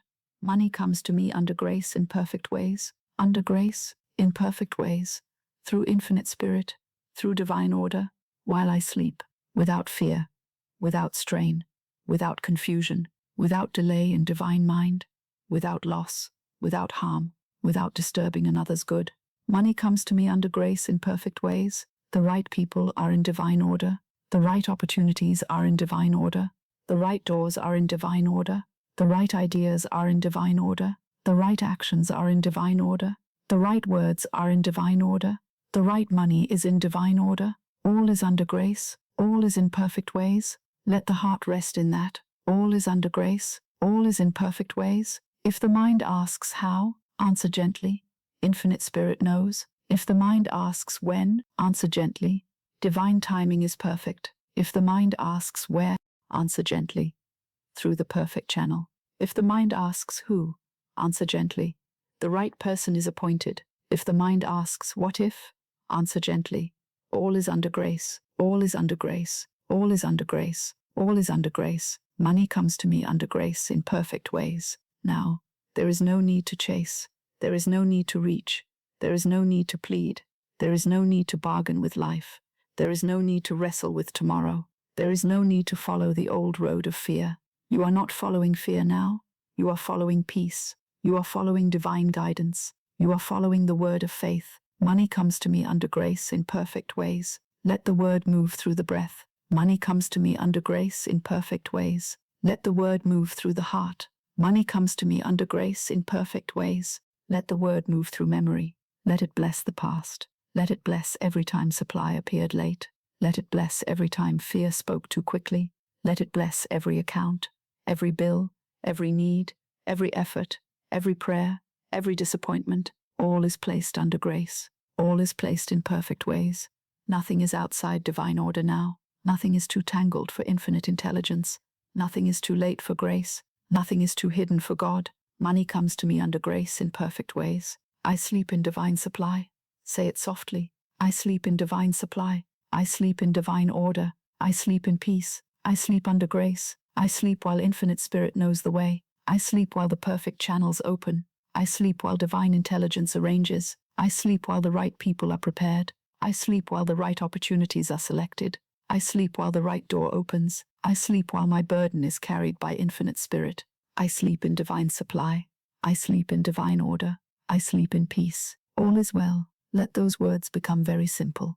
All is well. All is well. All is well. Not because the human mind has solved every detail. Not because the eyes have seen every answer. Not because the channel has been forced. Not because the heart has conquered the future by thinking. All is well, because infinite spirit is the source. All is well, because divine order is working. All is well, because grace has the final word. All is well, because what belongs to me by divine right cannot be lost. All is well, because money comes to me under grace in perfect ways. Under grace, in perfect ways. Under grace, in perfect ways. Under grace, in perfect ways. Let it be enough now. Let the phrase be enough. Money comes to me under grace in perfect ways. The old words are withdrawn. The frightened words are withdrawn. The words of lack are withdrawn. The words of failure are withdrawn. The words of delay are withdrawn. The words of I cannot are withdrawn.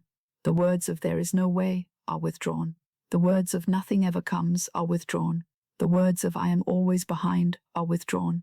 All those words are dissolved. They have no power now. They are replaced by the word of faith. Money comes to me under grace in perfect ways. I speak only the desired good. I bless the money that comes. I bless the money that goes. Every dollar is blessed and returns multiplied under grace. Divine supply meets every demand. The right door opens under grace. The secret door opens under grace. The perfect way is revealed under grace. Money comes to me under grace in perfect ways. Now let the teaching become quieter. There is nothing more to force, nothing more to prove, nothing more to chase, nothing more to hold in tension. The word has been spoken. The burden has been cast. The channel has been released. The blessing has been given. The right action will be shown. The divine plan is moving. Money comes to me under grace in perfect ways. Under grace, not under fear. Under grace, not under pressure. Under grace, not under haste. Under grace, not under confusion. Under grace, not under another's will. Under grace, not under old failure. Under grace, not under human limitation.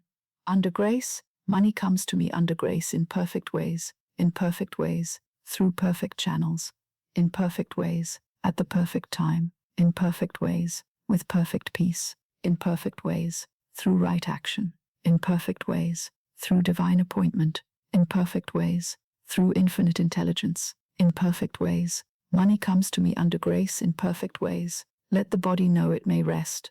Let the shoulders rest. Let the hands rest. Let the heart rest. Let the mind rest. Let the future rest in God. Let the money rest in divine order. Let the whole situation rest under grace. I need not solve tonight what infinite intelligence has already arranged. I need not force tonight what grace has already selected. I need not fear tonight what divine order is already correcting. I need not chase tonight what is already moving toward me under grace. Money comes to me under grace in perfect ways. While I sleep, while I rest, while I release, while I trust, while I bless, while I surrender, while I am quiet, while I am held, while I am guided, while I am safe, money comes to me under grace in perfect ways. The right people remember me. The right opportunities find me. The right doors open for me. The right ideas come to me. The right actions are shown to me. The right words are given to me. The right money comes to me, all under grace, all in perfect ways, all by divine order, all through infinite spirit. Money comes to me under grace in perfect ways. There is no need to be afraid of tomorrow. Tomorrow is under grace. There is no need to be afraid of the bill. The bill is under grace. There is no need to be afraid of delay. The delay is under grace. There is no need to be afraid of lack. Lack has no law in divine mind. There is no need to be afraid of closed doors. The right door opens under grace. There is no need to be afraid of silence. The right word comes under grace. There is no need to be afraid of the unknown. The unknown is known to infinite spirit. Money comes to me under grace in perfect ways. Now the phrase becomes lighter. Money comes under grace. Money comes in perfect ways. Supply comes under grace. Supply comes in perfect ways. Peace comes under grace. Guidance comes in perfect ways. The door opens under grace. The answer comes in perfect ways. The blessing comes under grace. The good comes in perfect ways. Money comes to me under grace in perfect ways. Let the sound of it become like a lamp growing dim, not because it is going out, but because it has filled the room with peace. Money comes to me under grace in perfect ways. Softer now. Money comes to me under grace in perfect ways. More quietly. Money comes to me under grace in perfect ways. The mind does not have to hold the phrase tightly. It may simply rest near it, like a child resting near a warm hearth, like a traveler resting beside a quiet road, like a soul resting beneath the wings of divine protection. Money comes to me under grace in perfect ways, under grace, in perfect ways, under grace, in perfect ways, under grace, in perfect ways. If thoughts come, let them pass under grace. If questions come, let them pass under grace. If memories come, let them pass under grace. If little fears come, let them pass under grace. Everything that comes into the mind tonight is placed under grace. Everything that leaves the mind tonight leaves in peace. Everything unresolved is under divine order. Everything needed is supplied. Everything appointed is on its way. Everything false is released. Everything true remains. Money comes to me under grace in perfect ways. I sleep in divine supply. I sleep in divine order. I sleep in peace. I sleep under grace. I sleep in the perfect way. All is well. All is well. All is well. The source is not sleeping. Infinite spirit is awake. Divine intelligence is awake. Grace is awake. The law of good is awake. The divine plan is awake. The right way is awake. The secret door is awake. The perfect channel is awake. While I sleep, infinite spirit knows. While I sleep, divine order works. While I sleep, grace arranges. While I sleep, supply moves. While I sleep, the word of faith continues. Money comes to me under grace in perfect ways. Let the word continue without effort. Money comes to me under grace in perfect ways. Let the word continue like a gentle current. Money comes to me under grace in perfect ways. Let the word continue beneath thought. Money comes to me under grace in perfect ways. Let it be planted. Let it be watered. Let it be held. Let it be fulfilled. Under grace, in perfect ways. There is nothing to fear. There is nothing to force. There is nothing to chase. There is nothing to prove. There is nothing to carry. There is nothing to solve in this hour. There is only rest. There is only divine supply. There is only divine order. There is only the perfect way. Money comes to me under grace in perfect ways. Again, softly. Money comes to me under grace in perfect ways. Again, more softly. Money comes to me under grace in perfect ways. Now the words may become shorter. Under grace, in perfect ways. Under grace, in perfect ways. Without fear, without strain. Through infinite spirit, through divine order. While I sleep, while I rest, while I trust, while I receive. Under grace, in perfect ways. It is done under grace. It is arranged under grace. It is supplied under grace. It is opened under grace. It is healed under grace. It is restored under grace. It is paid under grace. It is received under grace. It is multiplied under grace. It is blessed under grace. Money comes to me under grace in perfect ways. The right amount, under grace. The right channel, in perfect ways. The right timing, under grace. The right people, in perfect ways. The right opportunity, under grace. The right door, in perfect ways. The right action, under grace. The right word, in perfect ways. Money comes to me under grace in perfect ways. Let this be the last thought, if no other thought is needed. Money comes to me under grace in perfect ways. Let this be the last word, if no other word is needed. Money comes to me under grace in perfect ways. Let this be the soft light at the edge of sleep. Money comes to me under grace in perfect ways. Let the old burden dissolve. Let the old fear dissolve. Let the old lack dissolve. Let the old what if dissolve. All is under grace. All is in perfect ways. All is well. I sleep in divine supply. I sleep in divine order. I sleep in peace. Money comes to me under grace in perfect ways. Under grace, in perfect ways. I sleep in divine supply. I sleep in divine order. I sleep in peace. All is well. The good that is mine cannot miss me. The money that is mine cannot miss me. The opportunity that is mine cannot miss me. The door that is mine cannot remain shut. The way that is mine cannot be withheld. The supply that is mine cannot be lost. All that is mine, by divine right, comes to me blessed and multiplied, under grace, in perfect ways. Money comes to me under grace, in perfect ways. Now softly, under grace, in perfect ways. Under grace, in perfect ways. Under grace, in perfect ways. The source is sure. The way is sure. The supply is sure. The blessing is sure. The word is sure. Grace is sure. Divine order is sure. Infinite spirit is sure. Money comes to me under grace, in perfect ways. I sleep, and divine supply remains. I sleep, and divine order remains. I sleep, and grace remains. I sleep, and peace remains. I sleep, and the perfect way remains. All is well. All is well. All is well. Under grace, in perfect ways. Under grace, in perfect ways. Under grace, in perfect ways. Money comes to me under grace in perfect ways. Now there is only peace. There is only the gentle certainty of supply. There is only the quiet movement of divine order. There is only the blessing of infinite spirit. There is only rest. There is only trust. There is only grace. Money comes to me under grace in perfect ways. Under grace, in perfect ways. Without fear, without strain. Through infinite spirit.